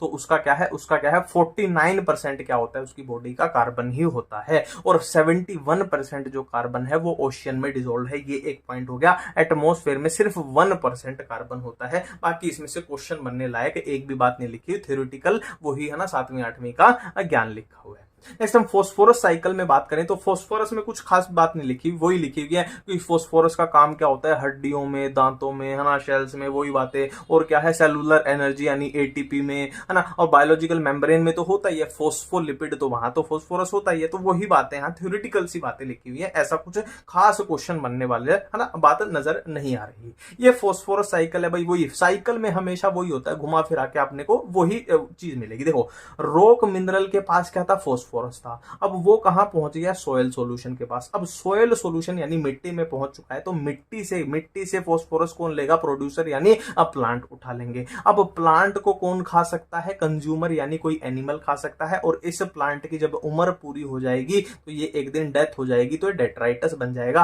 और जिस एनिमल ने इस प्लांट को खाया था उसकी भी तो उम्र पूरी हो जाएगी एक दिन, वो भी टपक जाएगा, वो भी डेट्राइटस बन जाएगा। तो डेट्राइटस से फिर से फॉस्फोरस कहां, सोयल सॉल्यूशन में, और यही साइकिल चलती रहेगी। नेक्स्ट ये याद करना है, इकोसिस्टम सर्विस है ना, कि इकोसिस्टम से इतनी ज्यादा हम सर्विस ले रहे हैं नेचर से, तो उसके ऊपर प्राइस टैग लगाया है किसने, रोबर कोस्टेंजन ने, ठीक है। और कितना लगाया है कि 33 ट्रिलियन US$ पर ईयर की इतनी सपोर्ट हम नेचर से ले रहे हैं। और टोटल कॉस्ट के उन्होंने परसेंटेज भी बांटी है कि 50% सोयल फॉर्मेशन के लिए, लेस देन 10% न्यूट्रिएंट साइक्लिंग या रिसाइक्लिंग के लिए, और 6% climate regulation and habitat for wild life के लिए। तो ये चैप्टर हमने बड़ी आसानी से कंप्लीट कर लिया है। अब हम स्टार्ट करने जा रहे हैं अपना चैप्टर, जिसका क्या नाम है, ऑर्गेनिजम्स एंड पॉपुलेशन, है ना, ऑर्गेनिज्म एंड पॉपुलेशन।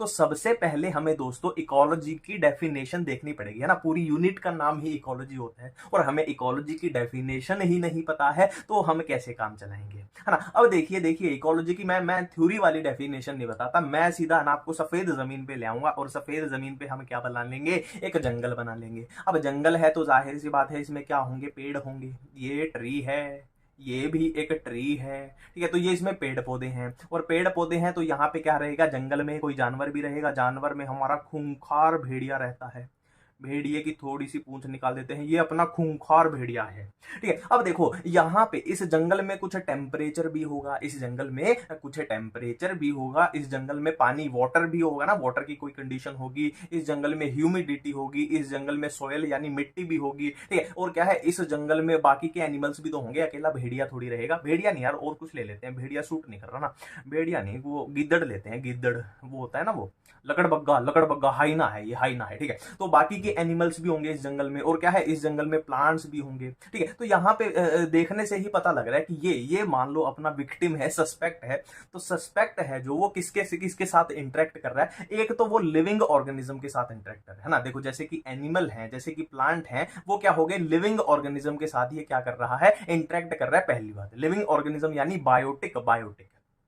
दूसरी बात यहां क्या दिखाई दे रही है, ये नॉन लिविंग थिंग्स के साथ भी इंटरेक्ट कर रहा है, नॉन लिविंग यानी ए बायोटिक, ठीक है। लिविंग कौन सी हो जाएंगी अपनी, बायोटिक। देखो बायो जो वर्ड होता है उसका मतलब ही क्या होता है, लिविंग ऑर्गेनिज्म, ठीक है। बायोटिक, और दूसरी कौन सी हो जाएंगी, ए बायोटिक, दूसरी हो जाएंगी ए बायोटिक। बायोटिक में कैसे आ जाएंगे, अपने एनिमल्स आ जाएंगे, प्लांट्स आ जाएंगे, ठीक है। और ए बायोटिक में जैसे कि टेम्परेचर है, नॉन लिविंग चीज है, ह्यूमिडिटी है, नॉन लिविंग है, वाटर क्या है अपना, वहां पे मान लो तालाब है, कोई नॉन लिविंग है, सॉयल मिट्टी है, वो नॉन लिविंग है, ठीक है। तो एक एनिमल या कोई भी ऑर्गेनिज्म बोल लो, है ना, कोई भी ऑर्गेनिज्म क्या है, बायोटिक कंपोनेंट्स के साथ भी इंटरेक्ट कर रहा है, और ए बायोटिक कंपोनेंट्स के साथ भी इंटरेक्ट कर रहा है, तो इसी को बोलते हैं, इसी पढ़ाई को बोलते हैं इकोलॉजी, ठीक है। अब ये जो लिखा हुआ है ना, ये जो लिखा हुआ है सिंपल सा है कि ऑर्गेनिज्म मिलके क्या बना देते हैं, पॉपुलेशन बना देते हैं, पॉपुलेशन मिलके क्या बना देती है, कम्युनिटी बना देती है, और कम्युनिटीज मिलके क्या बना देती है, बायोम्स बना देती है। और इसमें फालतू का क्वेश्चन नहीं पूछा जाएगा। अब ये अपना एनसीईआरटी का डायग्राम है, तो हर हाल में होना चाहिए, तो हर हाल में क्या होना चाहिए, याद होना चाहिए। तो इसको याद करने के लिए सिंपल सी ट्रिक बताऊंगा।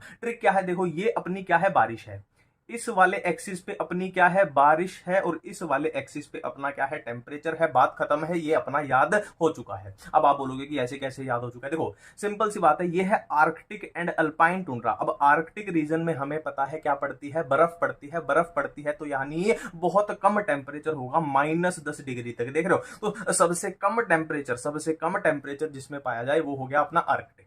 तो आर्कटिक यहाँ पे क्लियर है। अब नेक्स्ट देखो डेजर्ट यानी, है ना, डेजर्ट यानी रेगिस्तान जो अपना होता है, ठीक है। अब डेजर्ट में टेम्परेचर भी बहुत ज्यादा होता है, और बारिश भी सबसे कम होती है, ठीक है। तो सबसे कम बारिश, देखो ये ग्राफ है बारिश वाला, तो सबसे कम बारिश जिसमें पाई जाए वो हो गया अपना डेजर्ट हो गया, ये भी क्लियर है। अब नेक्स्ट देखो, हमें पता है कि ट्रॉपिकल रेन फॉरेस्ट में बारिश जो होती है सबसे ज्यादा होती है, तो इस पूरे ग्राफ में सबसे ज्यादा बारिश किसमें दिखाई दे रही है अपने को, ट्रॉपिकल में दिखाई दे रही है। ठीक है, इनकी कंपैरिजन में बता रहे हैं कि ट्रॉपिकल में सबसे ज्यादा बारिश होती है, तो सबसे ज्यादा बारिश वाला देख लो यहां तक पहुंच चुका है, बाकी तो पीछे पड़े हुए हैं। ठीक है, अब देखो ट्रॉपिकल और टेम्परेट को हम साथ में पढ़ते हैं हमेशा ना, कंपैरिजन भी करते हैं तो कैसे करते हैं, ट्रॉपिकल वर्सेस टेम्परेट। तो ट्रॉपिकल और टेम्परेट भाई भाई हैं, दोनों बिछड़े हुए भाई भाई हैं, तो इनको साथ में रखना है, मतलब एक दूसरे से टच हो रहे हैं। तो ट्रॉपिकल के साथ ही कौन सा आएगा, टेम्परेट आएगा, तो टेम्परेट भी हो गया। ठीक है, अब बचा क्या, कोनिफेरस बचा। अब देखो टेम्परेचर की बात करें तो देखो सबसे कम टेम्परेचर किसका है, जाहिर सी बात है ये है अपना आर्कटिक एंड अल्पाइन टुंड्रा का है, और उसके बाद सेकंड ला है ना, अगर हम बोले कि सेकंड सबसे कम टेम्परेचर सेकंड नंबर पे किसका है, तो अपने कोनिफेरस का है, देख लो 0 डिग्री पे आ रहा है। और कोनिफेरस अपने कोनिफेरस में कौन से आते हैं, अपनी मेनली जिम्नोस्पर्म, जो पहाड़ों में होते हैं ना, ऊपर पहाड़ों में जाओगे, हिमालय में जाओगे, तो वो जो कोनिफेरस फॉरेस्ट है ना, वहां पे पाए जाते हैं। तो जाहिर सी बात है हिमालय में पहाड़ों में होंगे तो वहां पे भी कम टेम्परेचर होगा, तो दूसरे नंबर पे कम टेम्परेचर वाले हो जाएंगे कॉनिफेरस हो जाएंगे। ठीक है, अब बचा कौन सा, ग्रासलैंड बचा, तो जो बच गया वो ऑटोमेटिकली ग्रासलैंड हो जाएगा। ठीक है, बिल्कुल क्लियर है। अब बात करते हैं नीश की, बात करते हैं, फिर से वो ये यहाँ पे लिखा हुआ है, आपका मन करे तो पढ़ लेना, पर मैं आपको बता देता हूं। मान लो ये एक मल्टीनेशनल कंपनी है, बहुत बड़ी कंपनी है, और यहाँ पे ये काम करता है केवी एजुकेशन, नहीं केवी एजुकेशन किसी का नाम कैसे हो सकता है, तो इसका नाम केवी है, और इस मल्टीनेशनल कंपनी में इसका बहुत खतरनाक रोल है, मतलब बहुत बड़ी हस्ती है। ठीक है, तो इस इंसान का इस पूरी कंपनी में क्या रोल है, क्या व्यवसाय है, इसका क्या फंक्शन है, उसी चीज को हम क्या बोलते हैं, नीश बोलते हैं। ठीक है, नीश क्या है कि एक ऑर्गेनिज्म का उस पूरे बायोम के अंदर, ठीक है, यहां पे तो हम इकोलॉजी की बात करेंगे ना, ऑफिस की बात थोड़ी करेंगे, तो किसी ऑर्गेनिज्म का पूरे बायोम के अंदर क्या रोल है, क्या फंक्शन है, वही है ना, क्या व्यवसाय है, वही उसका नीश होता है।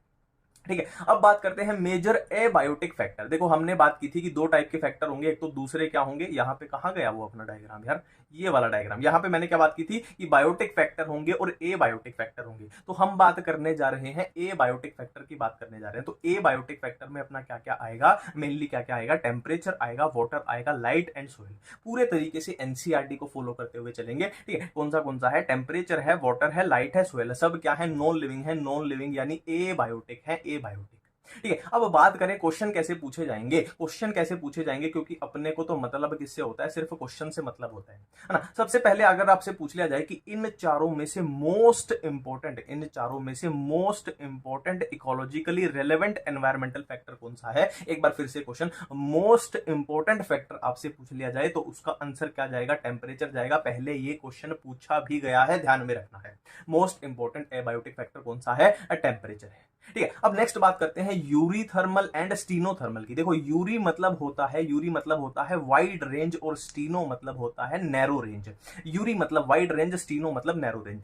थर्मल यानी टेम्परेचर के रिलेटेड बात की गई है, थर्मल यानी टेम्परेचर के रिलेटेड बात की गई है। अब यूरी थर्मल यानी ऐसे ऑर्गेनिज्म जो कि वाइड रेंज ऑफ टेम्परेचर को टॉलरेट कर पाते हैं। फॉर एग्जांपल की 10 डिग्री सेल्सियस से लेके ये 50 डिग्री सेल्सियस तक झेल पाएंगे, इतना वाइड रेंज। और स्टीनो थर्मल की बात करें तो ये सिर्फ 5 से 7 डिग्री सेल्सियस पर रह पाएंगे, इससे कम हुआ तब भी गड़बड़ है, इससे ज्यादा हुआ तब भी गड़बड़ है। ठीक है, और ये कैसे होते हैं, मेजोरिटी ऑफ ऑर्गेनिज्म होते हैं। देखो जो बढ़िया फीचर होते हैं ना, जो खास फीचर होते हैं, वो कम है ना, कम क्वांटिटी में पाए जाएंगे, है ना, हमेशा ये रूल आप देख लेना, क्योंकि अच्छी चीजें हैं, जो सुपीरियर चीजें हैं, वो सब नहीं ले पाते। फॉर एग्जाम्पल एसी है ना, या फॉर एग्जाम्पल IITian बनना है या डॉक्टर बनना है, तो वो सब नहीं बन पाते। जो सुपीरियर चीजें हैं वो बहुत कम लोग कर पाते हैं, और जो नॉर्मल सी चीजें हैं वो सब ही कर लेंगे, उसमें तो कुछ खास बात है ही नहीं। तो ये रूल याद करना है। ठीक है, अब ये कुछ टेम्परेचर हैं जो अपनी एनसीईआरटी में दिए हुए कि पोलर एरियाज का, पोलर एरिया पे तो अपनी बर्फ होती है कि वहां 0 से भी नीचे टेम्परेचर होता है, हमें पता है। और ट्रॉपिकल डेजर्ट में कितना है, मोर देन 50 डिग्री सेल्सियस तक चला जाता है ट्रॉपिकल डेजर्ट में। ठीक है, और क्या है, मोर देन 100 डिग्री सेल्सियस, देख लो कितना ज्यादा टेम्परेचर। ये कहां पे चला जाता है, थर्मल स्प्रिंग्स में, डीप सी हाइड्रोथर्मल वेंट्स में। ठीक है, ये एनसीईआरटी में लिखे हुए हैं। नेक्स्ट हम बात करते हैं टेम्परेचर के बाद कौन सा अपना फैक्टर है, वाटर की हम बात करते हैं। वाटर के बारे में लिखा हुआ है अनदर मोस्ट इंपोर्टेंट फैक्टर। जहां पे अनदर वर्ड आ गया मतलब इससे क्वेश्चन नहीं बनेगा। अगर मोस्ट ये होता, जैसे टेम्परेचर में लिखा हुआ था मोस्ट इंपोर्टेंट फैक्टर, तो क्वेश्चन बनता, तो अनदर से क्वेश्चन नहीं बनेगा। Life on earth originated in water, 5वीं क्लास की बात है, क्वेश्चन नहीं बनेगा। लाइफ इज अनसस्टेनेबल, है ना, अनसस्टेनेबल विदाउट वाटर, इससे भी क्वेश्चन नहीं बनेगा, 5वीं क्लास की बात है ना। जल ही जीवन है, वही तो बातें लिखी हुई है। ठीक है, अब यहां पे कुछ अच्छी बातें आ गई हैं। देखो मान लो ये समुंदर है, और समुंदर में क्या रह रही है, मान लो मछली रह रही है। ठीक है, अब आप बोलोगे कि यार इसके पास तो पानी की कमी नहीं होनी चाहिए, है ना, मछली है, समुद्र में रह रही है, वहां पे तो पानी ही पानी है, तो मछली के पास तो पानी की कोई दिक्कत ही नहीं होनी चाहिए। बट ये बात पूरे तरीके से गलत है। जो पानी की केमिकल कॉम्पोजिशन है, पीएच है, वो भी मैटर करती है, वो भी मैटर करती है। जैसे कि समुद्र का पानी हम नॉर्मली नहीं पी सकते क्योंकि बहुत ज्यादा सॉल्टी और उसका सब कुछ गड़बड़ होता है।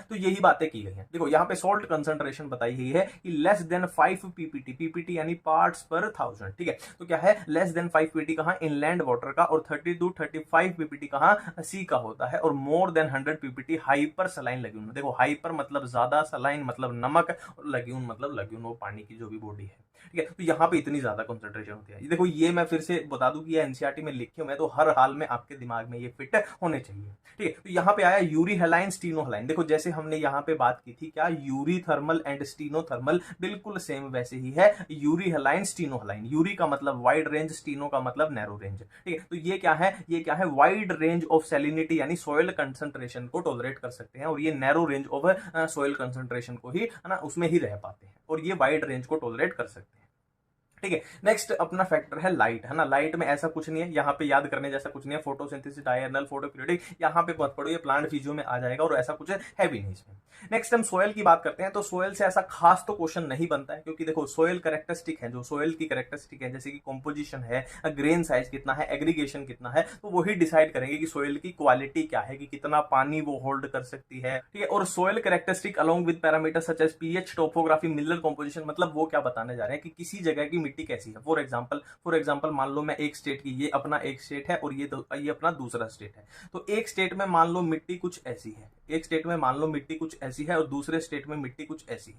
तो यहाँ पे मिट्टी अलग अलग है, तो जाहिर सी बात है यहाँ पे जो पेड़ पौधे उगेंगे वो अलग होंगे, और यहाँ पे जो पेड़ पौधे उगेंगे वो अलग टाइप के होंगे, है ना। तो ये सोयल की कैरेक्टरिस्टिक जो है, जैसे कि पीएच है, मिनरल कॉम्पोजिशन, टोपोग्राफी, वो ही डिसाइड करेंगे कि उस एरिया में कैसी वेजिटेशन पाई जाएगी, इस तरीके के पेड़ पौधे, ठीक है। अब ये एक्वाटिक एनवायरनमेंट की बात की गई है कि सेडिमेंट कैरेक्टरिस्टिक डिसाइड करेगी टाइप ऑफ बेंथिक एनिमल कैसे पाए जाएंगे, ठीक है। देखो बेंथिक एनिमल क्या होते हैं, बेंथिक एनिमल क्या होते हैं, मान लो ये अपना समुद्र है, तो समुद्र की बिल्कुल तली में जाहिर सी बात है कुछ तो मिट्टी पाई जाएगी ना, कुछ तो मिट्टी पाई जाएगी, तो समुद्र की तली में जो मिट्टी है, सोयल है, उसमें जो एनिमल पाए जाते हैं वो होते हैं बेंथिक एनिमल। ये बात यहाँ पे की गई है, ठीक है। तो किस टाइप की मिट्टी पाई जाएगी उस हिसाब से वहां पे एनिमल्स पाए जाएंगे।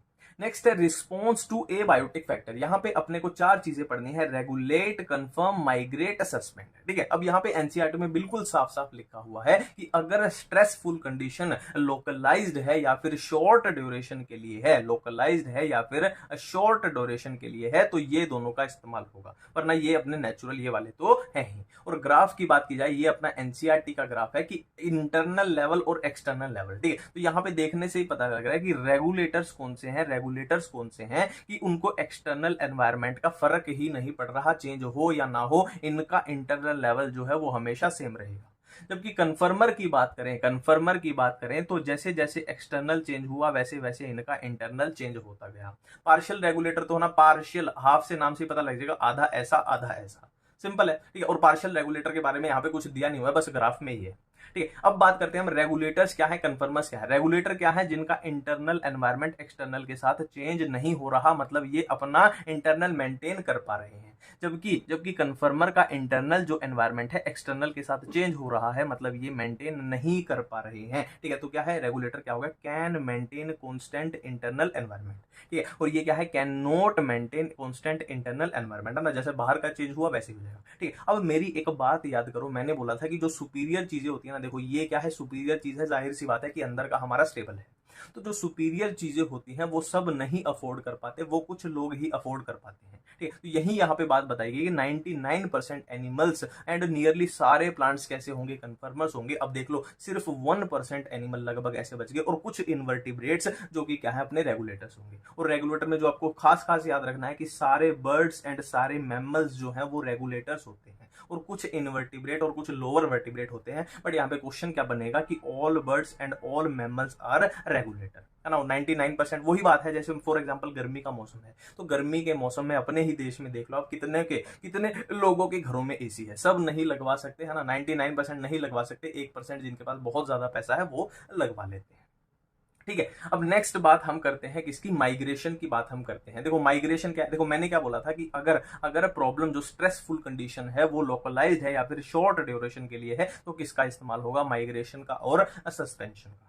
तो माइग्रेशन तो नाम से ही पता लग रहा है कि एक जगह से दूसरी जगह पे चले जाना, एक जगह से दूसरी जगह पे चले जाना, ठीक है। अब यहाँ पे एक और चीज मैं आपको बता दूं, देखो रेगुलेटर है, अभी उन्होंने बोला कि ये मेंटेन करते हैं कांस्टेंट इंटरनल एनवायरनमेंट, है ना। अब ये होता कैसे है, फॉर एग्जांपल गर्मी पड़ रही है, फॉर एग्जांपल ये गर्मी का निशान दिखा देता हूं मैं कि सूरज की बहुत धूप है, गर्मी पड़ रही है। अब गर्मी में हमारी बॉडी क्या करती है ना, हमारी बॉडी क्या करती है, पसीना, है ना, स्वेटिंग करती है, तो उससे क्या होता है, कूलिंग इफेक्ट होता है ना। अब मान लो सर्दी पड़ रही है, तो सर्दी में क्या होती है, हमारी शिवरिंग, है ना, हमारी बॉडी क्या है, बहुत ठंड लगती है तो कांपना शुरू कर देती है, तो कांपने से क्या है, बॉडी की एक तरीके की एक्सरसाइज है, तो हीट जनरेट होती है, ठीक है। अब हम बात कर रहे हैं माइग्रेशन। माइग्रेशन तो नाम से ही है, एक जगह से दूसरी जगह चले जाना। फॉर एग्जांपल मान लो मैं दिल्ली में हूं और दिल्ली में बहुत ज्यादा गर्मी पड़ रही है, तो मैं कहां चला जाऊंगा कि इतने दिल्ली में गर्मी पड़ रही है, मैं शिमला में चला जाता हूं, मैं शिमला में चला जाता हूं। तो वही बात है, और इसका एक स्टैंडर्ड एग्जांपल यहाँ पे दिया हुआ है किसका, कि migratory birds from Siberia and other cold region comes to Keoladeo national park Bharatpur, ठीक है। कहां पे आते हैं, साइबेरिया से कहां पे आते हैं, कियोलाडो नेशनल पार्क, जो कि कहां पे है, भरतपुर में है, राजस्थान में। अब नेक्स्ट है सस्पेंशन, ठीक है। तो सस्पेंशन में अपने पास तीन चीजें आएंगी, एक हाइबरनेशन, एक एस्टिवेशन, एक डायपोज, ठीक है। देखो हाइबरनेशन क्या होती है, विंटर स्लीप, हाइबरनेशन क्या होती है, विंटर स्लीप, और एस्टिवेशन क्या होती है, समर स्लीप। और हाइबरनेशन का एग्जांपल आपको याद रखना है, एनसीईआरटी में दिया हुआ है क्या, बियर्स। और एस्टिवेशन का एनसीईआरटी का एग्जांपल क्या है, some snails and fishes, some snails and fishes, ठीक है। और डायपोज, डायपोज क्या होता है, स्टेज ऑफ सस्पेंडेड डेवलपमेंट, की है स्टेज ऑफ सस्पेंडेड डेवलपमेंट, ठीक है। और इसका एग्जांपल क्या दिया हुआ है, जू प्लैंक्टन। एग्जांपल याद रखना, एनसीईआरटी में हाइबरनेशन का एग्जांपल है बियर्स, और एस्टिवेशन का है सम स्नेल्स एंड फिश, और डायपोज का एग्जांपल क्या है, जू प्लैंक्टन। अब हम नेक्स्ट बात करने वाले हैं अडेप्टेशन के बारे में। देखो ये क्या होता है, एक सिंपल सा एग्जांपल बताता हूं। मान लो आप डेजर्ट में जाते हो ना, आप रेगिस्तान में जाते हो, तो आप वहां पे देखोगे कि वहां पे डेजर्ट वाले प्लांट ही पाए जाते हैं। मतलब क्या है, उन प्लांट्स ने डेजर्ट में रहना सीख लिया है, डेजर्ट में रहने को उन्होंने अडेप्ट कर लिया है। ये इसका एक सिंपल सा एग्जाम्पल है, ठीक है। अब देखते हैं अपनी एनसीईआरटी में इसके बारे में क्या क्या दिया हुआ है और अपने को, है ना, नीट के पॉइंट ऑफ व्यू से क्या क्या याद करना है। देखो इसमें क्या दिया हुआ है कि कोल्डर क्लाइमेट के जो मैमल होते हैं, मतलब ठंडे इलाके के जो मैमल्स होते हैं, उनके जो कान, ईयर्स हैं और लिम्स हैं, उनके छोटे साइज के होते हैं, स्मॉल साइज के होते हैं, ताकि क्या है बॉडी की एक्सट्रीमिटी से क्या है, हीट का लॉस ना हो पाए। और इस रूल को हम क्या बोलते हैं, एलन रूल बोलते हैं। और अक्सर मैं और मेरी तन्हाई ये सोचा करते हैं कि एलन का नाम यहां से आया था क्या, पता नहीं, पर मेरे दिमाग में ऐसे आता है थोड़ा, ठीक है। तो नेक्स्ट है एल्टीट्यूड सिकनेस। ये क्या है, देखो एल्टीट्यूड मतलब हाइट पे जाना, सिकनेस मतलब गड़बड़ी हो रही है, मतलब हाइट पे जाने से गड़बड़ी हो रही है। हाइट यानी ऐसा नहीं है कि आप 5वीं मंजिल पे चढ़ जाओ, पहाड़ों की बात हो रही है। तो आप जब ऊपर पहाड़ों पे जाते हो, लद्दाख वाली साइड आप जाओगे ना, तो वहां के लोगों के जो गाल है ना, गाल देखना आपको, है ना, लाल लाल दिखाई देंगे, सेब जैसे, चेरी जैसे, क्योंकि उनमें आरबीसी बहुत होती है ना। तो हम क्या है, लद्दाख वद्दाख जाएंगे तो क्या है, ऑक्सीजन की कमी हो जाएगी। तो ऑक्सीजन की कमी से निपटने के लिए क्या है, कैसे अडेप्टेशन किए कि आरबीसी की प्रोडक्शन बढ़ जाएगी। अब आरबीसी की प्रोडक्शन बढ़ेगी तो आरबीसी क्या है, ऑक्सीजन को कैरी करती है, तो ज्यादा से ज्यादा ऑक्सीजन को कैरी कर पाएगी। डेजर्ट प्लांट की बात हो रही है, डेजर्ट यानी वही अपने, है ना, बिल्कुल रेगिस्तान के प्लांट है। अब देखो डेजर्ट यानी पानी की, डेजर्ट यानी वाटर की बहुत भारी कमी है, यानी पानी को बचाना है। अब पानी को हम कैसे कैसे बचा सकते हैं, कैसे कैसे बचा सकते हैं, थिक क्यूटिकल ऑन लीफ, पूरा इस पे फोकस करते हैं। क्या है, थिक क्यूटिकल ऑन लीफ, है ना, कि लीफ पत्तियों के ऊपर थिक क्यूटिकल हो जाएगा। इसका सिंपल सा एक एग्जांपल बताता हूँ। सर्दियों में आपने देखा है हमारे जो हाथ और होंठ होते हैं, फेस पे भी, है ना, ड्राइनेस सी हो जाती है ना, सूखा सूखा, है ना, बोलते हैं ना कि हाथ फटने लग गए, होंठ फटने लग गए। तो हम क्या करते हैं, एक, है ना, जो भी आप समझ गए ना, कोई अलग अलग प्रोडक्ट आते हैं, तो मलाई लगा ली, घी लगा लिया, या जो भी प्रोडक्ट आते हैं वो लगा लिया, किससे बचने के लिए, ताकि वो रूखापन ना हो, है ना। तो ऐसी ही चीज यहाँ पे है कि अगर हम इन लीव्स के ऊपर क्यूटिकल लगा दें, है ना, थिक लेयर ऑफ क्यूटिकल हो जाए, तो क्या है, जो पानी जो उड़ रहा था, जो ड्राइनेस हो रही थी, वो नहीं होगी, पानी बचा रहेगा, ठीक है। और क्या है, देखो जाहिर सी बात है लीव्स के ऊपर, है ना, जाहिर सी बात है लीव्स के ऊपर क्या होते हैं, ये एक पत्ती है, लीव्स के ऊपर क्या होते हैं, स्टोमेटा होते हैं, और स्टोमेटा से ही क्या होता है, वाटर का लॉस होता है ना, जो भी इवेपोरेशन, ट्रांसपीरेशन जो भी होता है। तो स्टोमेटा की पोजीशन अगर बिल्कुल सुपरफिशियल लीव के ऊपर रहेगी तो ज्यादा पानी का लॉस होगा। तो इनमें क्या होता है, स्टोमेटा जो है वो डीप, गहरे हो जाते हैं, ताकि पानी कम उड़ पाए। और क्या है, लीव्स जो है वो स्पाइन यानी कांटों में तब्दील हो जाती हैं। देखो सिंपल सी बात है, लीव रहेंगी तो उनके ऊपर स्टोमेटा रहेंगे, ज्यादा से ज्यादा लीव्स रहेंगी, पत्तियां रहेंगी तो स्टोमेटा भी ज्यादा रहेंगे और पानी का लॉस भी होगा, इवेपोरेशन, ट्रांसपिरेशन। तो हम क्या करते हैं पत्ती को क्या करते हैं, कांटों में तब्दील कर देते हैं, स्पाइन में तब्दील कर देते हैं। आपने देखा होगा डेजर्ट में है ना, कुछ लीव्स पत्तियों वाले प्लांट नहीं होते, ऐसे नुकीले नुकीले कांटों वाले, छोटे छोटे कांटों वाले। तो ये भी इसीलिए पानी को बचाने के लिए सारी चीजें की गई है। नेक्स्ट आर्की बैक्टीरिया की बात की गई है कि आर्की बैक्टीरिया हार्श हैबिटेट में रहना सीख गए हैं। अब आर्की बैक्टीरिया क्या होते हैं, बायोलॉजिकल क्लासिफिकेशन में अच्छे से आता है, टेंशन मत। बिहेवियरल मीन्स में देखो याद रखना, फिर से बोलता हूं मैं, दो चीजें तरीके बताता हूं, एक तो उसको समझो और दूसरा याद करो कि वो नीट में क्वेश्चन कैसे पूछा जा सकता है। जैसे कि ये क्वेश्चन आ गया अपना बिहेवियरल मीन्स में, अडेप्टेशन पढ़ रहे हैं हम। बिहेवियरल मीन्स में क्या एग्जांपल था, डेजर्ट लिजर्ड का, है ना, डेजर्ट लिजर्ड का एग्जांपल दिया हुआ है, ये आपको याद होना चाहिए। फिर से एक बार रिपीट कर रहा हूं, बिहेवियरल मीन्स में डेजर्ट लिजर्ड का एग्जांपल अपनी एनसीईआरटी में दिया हुआ है। अब ये डेजर्ट लिजर्ड करती क्या है, देखो इसको ठंड लग रही है तो ये क्या करेगी, धूप में बैठी रहेगी, धूप में मस्त चश्मे वश्मे लगा के ना, जूस वूस लेके धूप में बैठी रहेगी और हीट को अब्जॉर्ब करती रहेगी। तो एक टाइम तो ऐसा आएगा ना कि हीट अब्जॉर्ब की, फिर इसको गर्मी लगने लग जाएगी, बहुत ज्यादा टेम्परेचर हो जाएगा, फिर अपनी बेचारी क्या है, छाव में आ जाएगी, शेड में आ जाएगी। ठीक है, सिंपल है। नेक्स्ट एक्वाटिक सील का एग्जांपल दिया हुआ है कि देखो एक्वाटिक सील मतलब, देखो सील है एक्वाटिक यानी पानी में रहती है और बहुत ठंडे पानी में रहती है, आप ये लगा लो बर्फीले पानी में रहती है। तो अगर हमको, है ना, अगर हम कहीं जा रहे हैं और हमको अगर बर्फीले पानी में फेंक दिया जाए तो हमारी मेरे ख्याल से 1-2 मिनट में ही, है ना, झंडा उखड़ लेगा अपना। ठीक है, तो इसी क्या है, इसीलिए बोला गया है कि ऐसा क्या है एक्वाटिक सील में कि वो ठंडे पानी में भी बिल्कुल अच्छे से रह पाती है। तो उसमें थिक फैट की लेयर होती है जिसको ब्लबर बोला जाता है, और इसकी वजह से क्या है, हीट लॉस जो है वो कम होता है और वो इतने बर्फीले पानी में, ठंडे पानी में सरवाइव कर पाती है। अब नेक्स्ट देखिए, ये अपने पास कुछ डेफिनेशंस हैं और इनको समझना बहुत ही आसान है। तो इनको समझने के लिए हम आ जाते हैं अपनी कौन सी वाली, सफेद वाली जमीन पे। देखो मान लो किसी कंट्री की पॉपुलेशन है 100, किसी कंट्री की पॉपुलेशन है 100 है, यहां पे हम गोला मार देते हैं, सिंपल सी बात है। ठीक है, अब क्या है, मान लो एक साल बाद इस कंट्री में कितने बच्चे पैदा हुए, 10 बच्चे पैदा हुए, तो ये कितने हो जाएंगे, +10 हो जाएंगे। 10 बच्चे पैदा हुए तो ये कितने हो जाएंगे, अब +10 यानी इसमें ऐड हो चुके हैं। ठीक है, और मान लो एक साल बाद, है ना, 10 पैदा हुए और 2 जो है वो टपक गए, यानी 2 की डेथ हो जाए तो -2 हो जाएंगे, सिंपल सी बात है। ठीक है, ये बात हो गई। और इसी को हम क्या बोलते हैं, इसी को हम नेटेलिटी एंड मोर्टेलिटी बोलते हैं। नेटेलिटी एंड मोर्टेलिटी बोलते हैं कि इनिशियल कितने थे, टाइम पीरियड पे कितने नए आ गए, है ना, और मोर्टेलिटी क्या हो जाएगी, इनिशियल कितने थे, टाइम पीरियड के बाद कितने कम हो गए, वो चीजें। ठीक है, अब एक और चीजें होती है, एक चीज नहीं दो चीजें होती हैं, एक चीजें नहीं दो चीजें होती हैं। कौन सी, एक होती है इमिग्रेशन, एक होती है एमिग्रेशन। इमिग्रेशन मतलब जो इस देश में बाहर से आए हैं और इस देश की नागरिकता ले चुके हैं, है ना, मान लो वो हो जाएंगे, प्लस हो जाएंगे, है ना। मान लो इंडिया की ही बात हो रही है तो नेपाल से इंडिया में कितने लोग आए और यहीं की उन्होंने क्या ले ली, सिटीजनशिप ले ली, तो वो इंडियन ही काउंट होंगे, वो प्लस है ना, इस कंट्री में प्लस हो जाएंगे, है ना। और एमिग्रेशन, ठीक है, ये क्या है, अपनी इमिग्रेशन है, इमिग्रेशन। और एमिग्रेशन में क्या होगा, ई फॉर एमिग्रेशन में क्या होगा कि मान लो इंडिया से लोग कनाडा चले गए या फिर इंग्लैंड चले गए और वहां की क्या ले ली उन्होंने, नागरिकता यानी सिटीजनशिप ले ली, तो वो क्या हो जाएंगे, अपने देश में काउंट नहीं होंगे, तो वो माइनस हो जाएंगे। मान लो 2 लोग चले गए तो -2 हो गए। ठीक है, तो इस तरीके से है पॉपुलेशन में प्लस क्या क्या हो रहा है, जितने बर्थ हुए वो प्लस हो रहे हैं और जितने बाहर से आए और इंडिया की, मान लो इंडिया की बात करें तो इंडिया की नागरिकता ले ली, वो प्लस।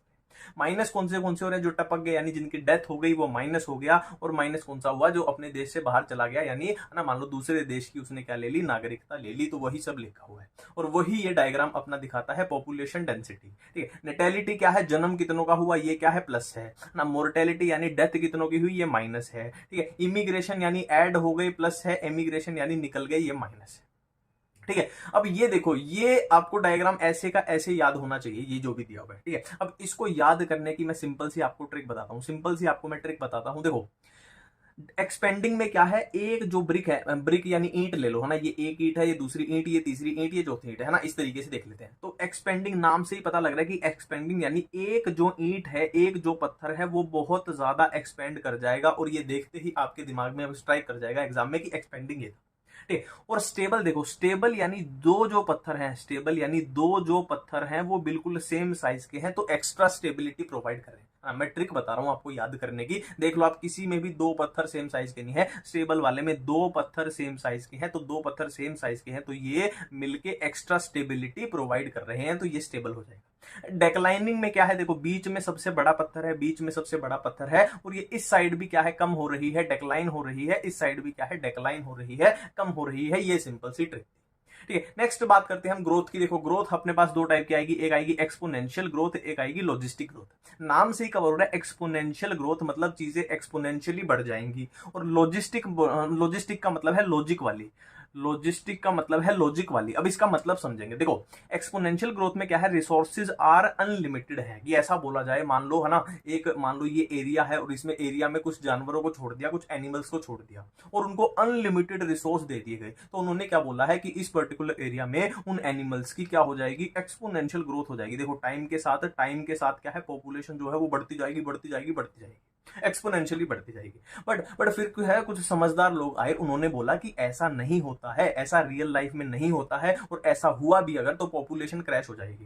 ठीक है, तो होता क्या है रियल लाइफ में रिसोर्स जो है वो अनलिमिटेड नहीं होते। आपको भी पता है खाना अनलिमिटेड नहीं होता है ना। अपना ही एग्जांपल ले लो, ह्यूमंस के लिए खाना अनलिमिटेड नहीं है ना, हमें कमाना पड़ता है, फिर हमें खाना पड़ता है ना, खरीद के खाना पड़ता है। ऐसा नहीं है कि हर किसी के घर में खाना अनलिमिटेड पड़ा है, कमाओगे तो खाओगे, सिंपल सी बात। तो वो ये रिसोर्स जो है वो लिमिटेड है, रिसोर्स जो है वो लिमिटेड है, तो ये लॉजिक वाली बात की गई। ये क्या की है, लॉजिक वाली बात है कि भाई लॉजिकल बात है कि रिसोर्स जो है अनलिमिटेड है, तो एक्सपोनेंशियली नहीं होता है। तो रिसोर्स अनलिमिटेड में कैसे चलती हैं चीजें, कुछ ऐसे चलती हैं। रिसोर्स अनलिमिटेड में क्या चलेंगी, ये लॉजिस्टिक अपनी ग्रोथ है, ये लॉजिस्टिक अपनी ग्रोथ है। ठीक है, पहले क्या है, बड़ी है, फिर एकदम ज्यादा बड़ी है, और फिर आगे जाके बिल्कुल है स्टेशनरी, ये स्टेबल हो जाएगी, फिर स्टेबल हो जाएगी।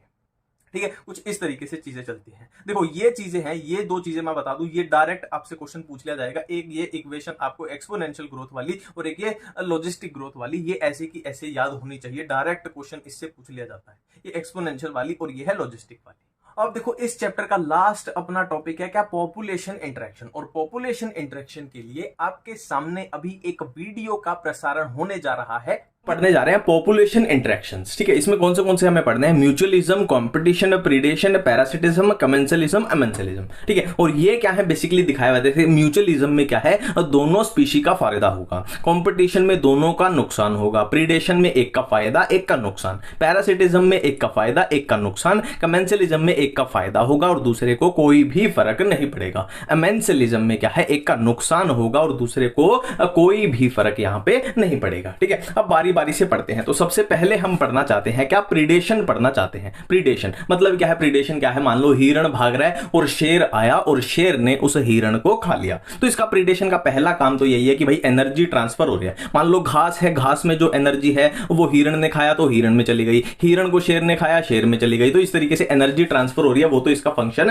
है ही। ठीक है, और क्या इसमें देखना है, इसमें कुछ एनसीईआरटी में चीजें दी हुई हैं, वो अपने को याद रखनी पड़ेगी। जैसे प्रिकली पियर कैक्टस, ये कैक्टस का एनसीईआरटी में दिया हुआ है कि ऑस्ट्रेलिया में ये क्या है, मिलियंस ऑफ हेक्टेयर्स, मतलब इतना ज्यादा फैल गया था कि वहां के लोगों को इसने तंग कर दिया था कि कैक्टस ही कैक्टस हो गया था हर जगह। ठीक है, तो प्रीडेशन का फायदा उठाया गया यहां पे ना, बहुत फायदा उठाया प्रीडेशन का। हाँ, कि हम क्या है, कैक्टस फीडिंग मोथ, मतलब ऐसा मोथ ले आए हम जो कैक्टस को खा जाए, और वहां पे उस एरिया में उस मोथ को छोड़ दिया गया। अब ये मोथ क्या था, प्रीडेटर था, किसके लिए, कैक्टस के लिए। तो कैक्टस का इसने शिकार कर दिया और कैक्टस को वहां से उड़ा दिया है ना, कैक्टस को यहां पे कंट्रोल में ला दिया गया। ये एक प्रीडेशन का एनसीईआरटी में दिया हुआ, बहुत ही बेहतरीन क्वेश्चन यहां से बन सकता है। ठीक है, नेक्स्ट क्या है, predators also help in maintaining species diversity in a community. ये क्या दिया हुआ है, देखो हम जनरली क्या सोचते हैं, हम तो फिर भी थोड़ा सा हमने बायोलॉजी पढ़ी है, पर जनरली जिन्होंने बायोलॉजी नहीं पढ़ी वो क्या सोचते हैं कि हिरण का अगर शेर ने शिकार किया है तो शेर जो है अपना वो बेकार है और हिरण है अपना बेचारा, है ना। आप देखोगे डिस्कवरी देखते हैं ना, जैसे मेरे मम्मी भी बोलते हैं कि हिरण तो बेचारा है, शेर बेकार है कि इसने हिरण को खा लिया, हिरण कितना मासूम है। तो इस तरीके की चीजें हैं। ठीक है, बट असल में जब हम पूरा साइंस में घुसते हैं तो शेर असल में हिरण के लिए जरूरी है, नहीं तो हिरण की स्पीशी भी खत्म हो सकती है। तो इस तरीके की चीजें अपने को देखने को मिलेंगी। ठीक है, कुछ ऐसी ही चीजें यहां पे बताई गई हैं कि जो प्रीडेटर्स होते हैं ना, वो उनकी जो प्रे है, प्रे यानी जिनको खाया जा रहा है, प्रीडेटर मतलब जो उनको खा रहा है ना, तो उनकी स्पीशी मेंटेनेंस में भी वो हेल्प करते हैं। और इसका एग्जांपल दिया हुआ है, इसका एक एग्जांपल दिया हुआ है किसके थ्रू, एक स्टारफिश है जिसका नाम है पिजास्टर। बेसिकली बताया क्या गया है कि इस स्टारफिश को वहां से जब निकाला गया, कहां से, उस एरिया से जब निकाला गया, तो इसके साथ साथ ही इनवर्टिब्रेट्स की 10 और स्पीशी क्या है, एक्सटिंक्ट हो गई। मतलब क्या बोलना चाहता है कि जो पिजास्टर थी इसकी वजह से वहां पे 10 स्पीशी और जी रही थी, है ना। ये इसका प्रीडेटर का इफेक्ट था, है ना। देख लो वही है कि नुकसान हो गया उसको। तो इस तरीके की चीजें ना, क्योंकि वो प्रीडेटर के निकलते ही वहां पे कंपटीशन होगा ना, उनके क्या पॉपुलेशन बढ़ेगी तो क्या है, वहां पे कंपटीशन होगा तो वहां पे खून खराब हो जाएगा, सब उड़ जाएगा। ठीक है, यहां पे क्या है, if predators overexploits prey might extinct and following it predators also. इसमें बताया गया है, देखो ये डेफिनेशन एनसीईआरटी की, पर मैं आपको हिंदी में समझाता हूं। सिंपल सी बात ये बताई गई है कि जो शेर है वो भी समझदार होता है।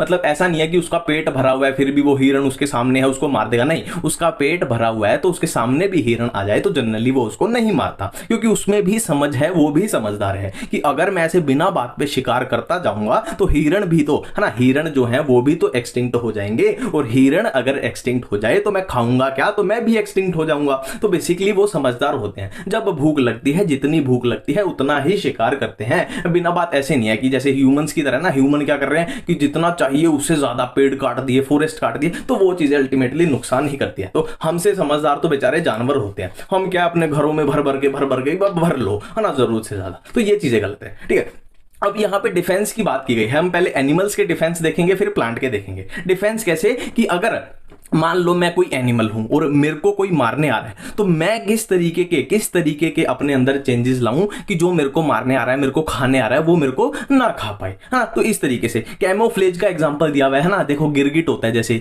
तो गिरगिट अपना, है ना, एक एग्जांपल बता रहा हूं मैं आपको कि गिरगिट अपना कलर चेंज कर लेता है ना। मान लो मैं पूरे व्हाइट यहां पे पूरा व्हाइट है ना, और मेरे को एक कोई टाइगर खाने आ रहा है, तो मैं खुद को व्हाइट पेंट कर लूं, पूरा व्हाइट पेंट करके इस पेज पे लेट जाऊं, तो टाइगर मेरे को देख ही नहीं पाएगा, है ना, वो बेचारा ऐसे ही चला जाएगा। तो एक तरीके से कैमोफ्लेज भी बचने का वो है ना, तो सिंपल सी चीज है। ठीक है, नेक्स्ट एक मोनार्क बटरफ्लाई का एग्जांपल दिया हुआ है, डिसटेस्टफुल। वो क्या है, बेसिकली अपने अंदर एक केमिकल एक्वायर कर लेती है कैटरपिलर स्टेज में। वो क्या है, एक अपने अंदर ऐसा केमिकल बना लेती है जो इतना गंदा टेस्ट करता है कि जो उसका प्रीडेटर है वो भी सोचता है कि छोड़ यार, इतने गंदे टेस्ट वाली बटरफ्लाई को मैं नहीं खाता, तो उसको वो छोड़ के भाग जाता है। तो इस तरीके से ना उसने टाइम के साथ अपने अंदर इतना गंदे टेस्ट वाला केमिकल बना लिया कि प्रीडेटर को वो खाने में मजा ही नहीं आएगा ना, मजा ही नहीं आएगा कि यार छोड़ इसको तो और कुछ खाएंगे। ठीक है, तो ये एनिमल डिफेंस के एनसीईआरटी में कुछ एग्जांपल है। नेक्स्ट हम बात करने वाले हैं प्लांट डिफेंस के। गला सूख गया, थोड़ा पानी पी लेते हैं।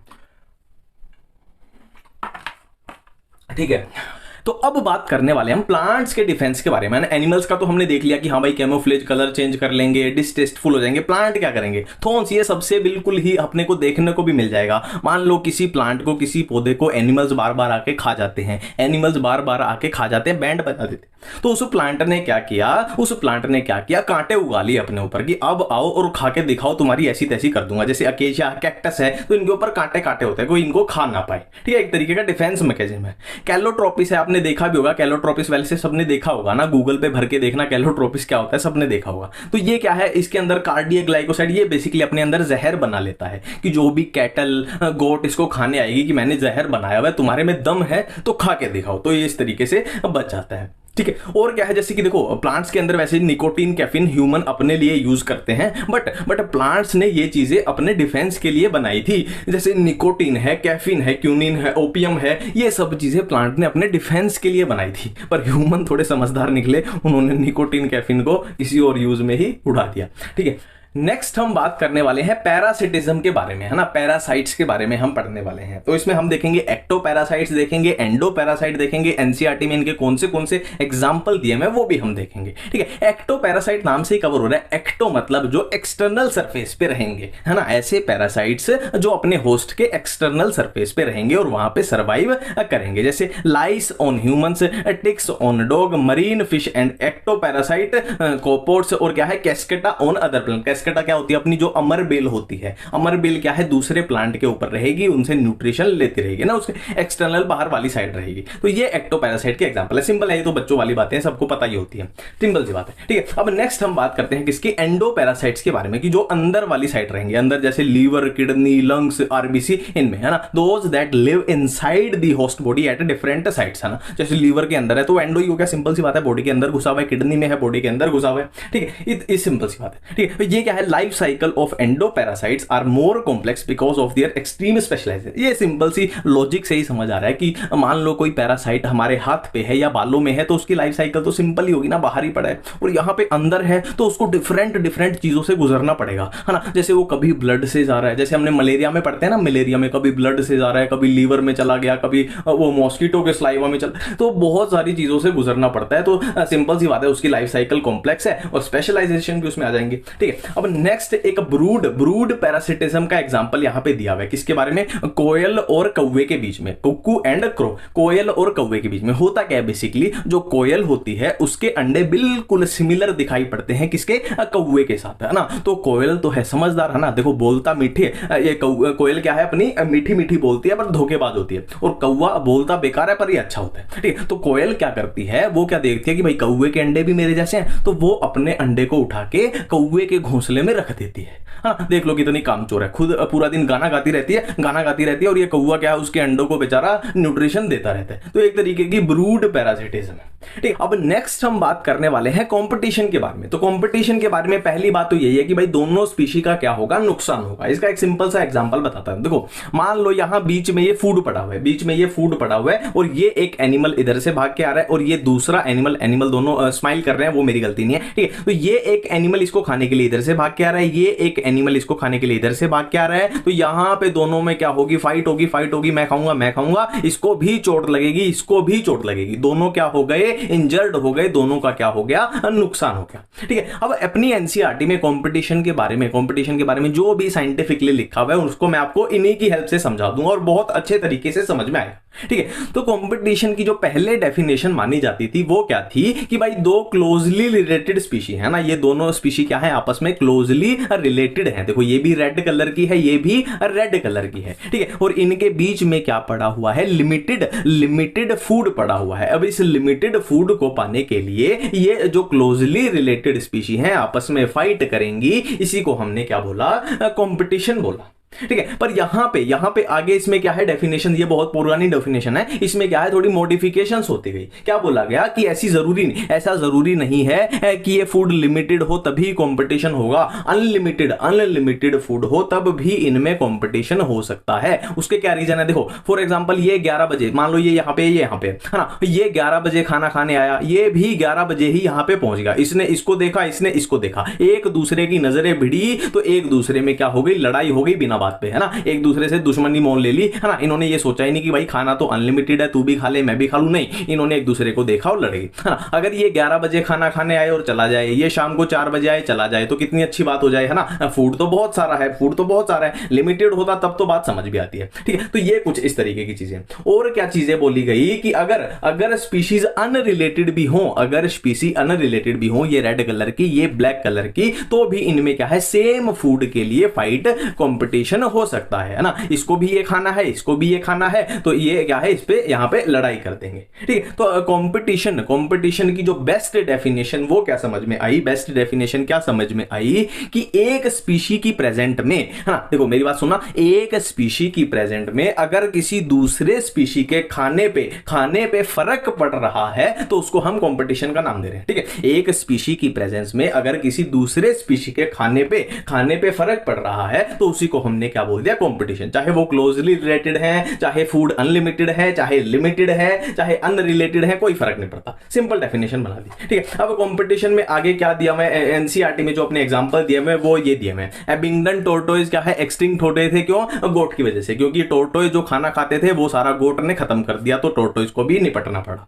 ठीक है। और क्या है, सुपीरियर बार्नेकल्स बैलेनस ने किसको एक्सक्लूड कर दिया, इंफीरियर बार्नेकल्स कैथेमेलस को, है ना, क्योंकि ये सुपीरियर है तो ये ज्यादा खाना खा गई, सारा खाना खा गई, इनको खाना ही नहीं मिला, तो ये बेचारी एक्सटिंक्ट हो गई, ठीक है। गोज कॉम्पिटिटिव एक्सक्लूजन प्रिंसिपल, ये क्या है, देखो कॉम्पिटिटिव मतलब कॉम्पिटिशन, एक्सक्लूजन मतलब एक्सक्लूड कर दिया, मतलब क्या है, सिंपल सी बात है, मान लो ये दो एनिमल हैं, इनमें ये ज्यादा पावरफुल है तो ये सारा खाना खा जाएगा और इसको क्या कर देगा, एक्सक्लूड कर देगा, बेसिकली यही बातें बोल रहे हैं, ठीक है, यही बातें बोल रहे हैं। अब कंपटीशन में ही एक टॉपिक है रिसोर्स पार्टीशनिंग। इसमें बेसिकली क्या बताया गया है कि एक दूसरे से लड़ने की बजाय साथ में रहते हैं, साथ में रहते हैं, है ना। इसमें क्या है, 5 स्पीशीज ऑफ रेबलर्स का एग्जांपल दिया हुआ है। इसको सिंपल तरीके से फिर वही एग्जांपल से समझाता हूं। देखो, मान लो ये बहुत सारा फूड है ना, बहुत सारा फूड है, खाने की कोई दिक्कत नहीं है, बट ये इसको भी ये खाना है, इसको भी ये खाना है, ठीक है। अब ये भी यहाँ 11 बजे आता है, ये भी 11 बजे आता है। फूड की कोई दिक्कत नहीं थी, बहुत सारा था, पर टाइमिंग इनकी गड़बड़ है, आपस में लड़के टपक गए, ठीक है। तो इससे अच्छा क्या है, रिसोर्स पार्टीशनिंग में क्या है, टाइमिंग अलग अलग चूज कर लो कि ये भाई 11 बजे आके खा के चला जाएगा, ये फिर शाम को 4-5 बजे आएगा, फिर ये खा के चला जाएगा, फिर ये सुबह 11 बजे आएगा, खा के चला जाएगा ना। एक तरीके से इन्होंने मेंटेन कर लिया, है ना। दोनों स्पीशी क्या है, जिंदा भी रह जाएंगी और नुकसान भी नहीं होगा, ठीक है, कुछ इस तरीके से। नेक्स्ट हम बात करने वाले हैं कमेंसलिज्म के बारे में, ठीक है। तो देखो, सब में पहली चीज तो यही हमने कर भी लिया था कि यही याद रखनी है कि कमेंसलिज्म में जैसे कि एक का फायदा हो रहा है और एक को कोई फर्क ही नहीं पड़ रहा। पहली चीज तो यही सब में ही याद रखनी है, वो तो कॉमन सी चीज हो गई, ठीक है। और क्या है, ये एनसीईआरटी के एग्जांपल हैं, इनसे ज्यादा इसमें कुछ है भी नहीं इसमें, है ना। Orchid on mango, barnacle on whale, cattle egret on cattle, sea anemone on clownfish. देखो, जो मेन जो फंडा है ना, वो पैरासिटिज्म में थोड़ा हमें पढ़ना पड़ता है, प्रीडेशन में थोड़ा पढ़ना पड़ता है, और क्या है, कॉम्पिटिशन में भी हमने देखा, थोड़ा डिटेल में किया, पर इनमें कुछ नहीं है, ये डायरेक्ट आप याद भी रख लो ना। जैसे म्यूचुअलिज्म, कमेंसलिज्म, इनमें इतना कुछ खास नहीं होता। जैसे म्यूचुअलिज्म में भी एक तो क्या हो गया, दोनों का फायदा हो गया, और क्या है, म्यूचुअलिज्म के एग्जांपल हो जाएंगे, लाइकन हो गया, माइकोराइजा हो गया, plant and animal, fig and wasp. Lichen क्या होता है सबको पता है, माइकोराइजा क्या होता है सबको पता है, फंजाई एंड एल्गी के बीच लाइकन, माइकोराइजा क्या है, फंजाई एंड प्लांट के बीच, है ना। दोनों एक दूसरे का फायदा कर रहे हैं, फंजाई एल्गी का फायदा, एल्गी फंजाई का फायदा, फंजाई प्लांट का फायदा, प्लांट फंजाई का फायदा। कुछ इस तरीके से कि प्लांट एंड एनिमल की, कुछ ऐसे प्लांट या एनिमल होते हैं कि प्लांट उस एनिमल का फायदा कर देगा, एनिमल उसे प्लांट का फायदा कर देगा, है ना। इस तरीके से फिग एंड वास्प में भी बेसिकली इनमें प्लांट और एनिमल में क्या पाया जाएगा, अपना वो पॉलिनेशन वाला पाया जाता है कि वो उसकी जो एनिमल है वो प्लांट की पॉलिनेशन कर देगा, और प्लांट क्या है, उसको खाने पीने के लिए दे देगा या उसको अंडे रखने के लिए जगह दे देगा, इस तरीके की चीजें, ठीक है। तो इस चैप्टर को हमने बड़ी आसानी से खत्म कर लिया। मिलते हैं नई वीडियो में नए चैप्टर के साथ। थैंक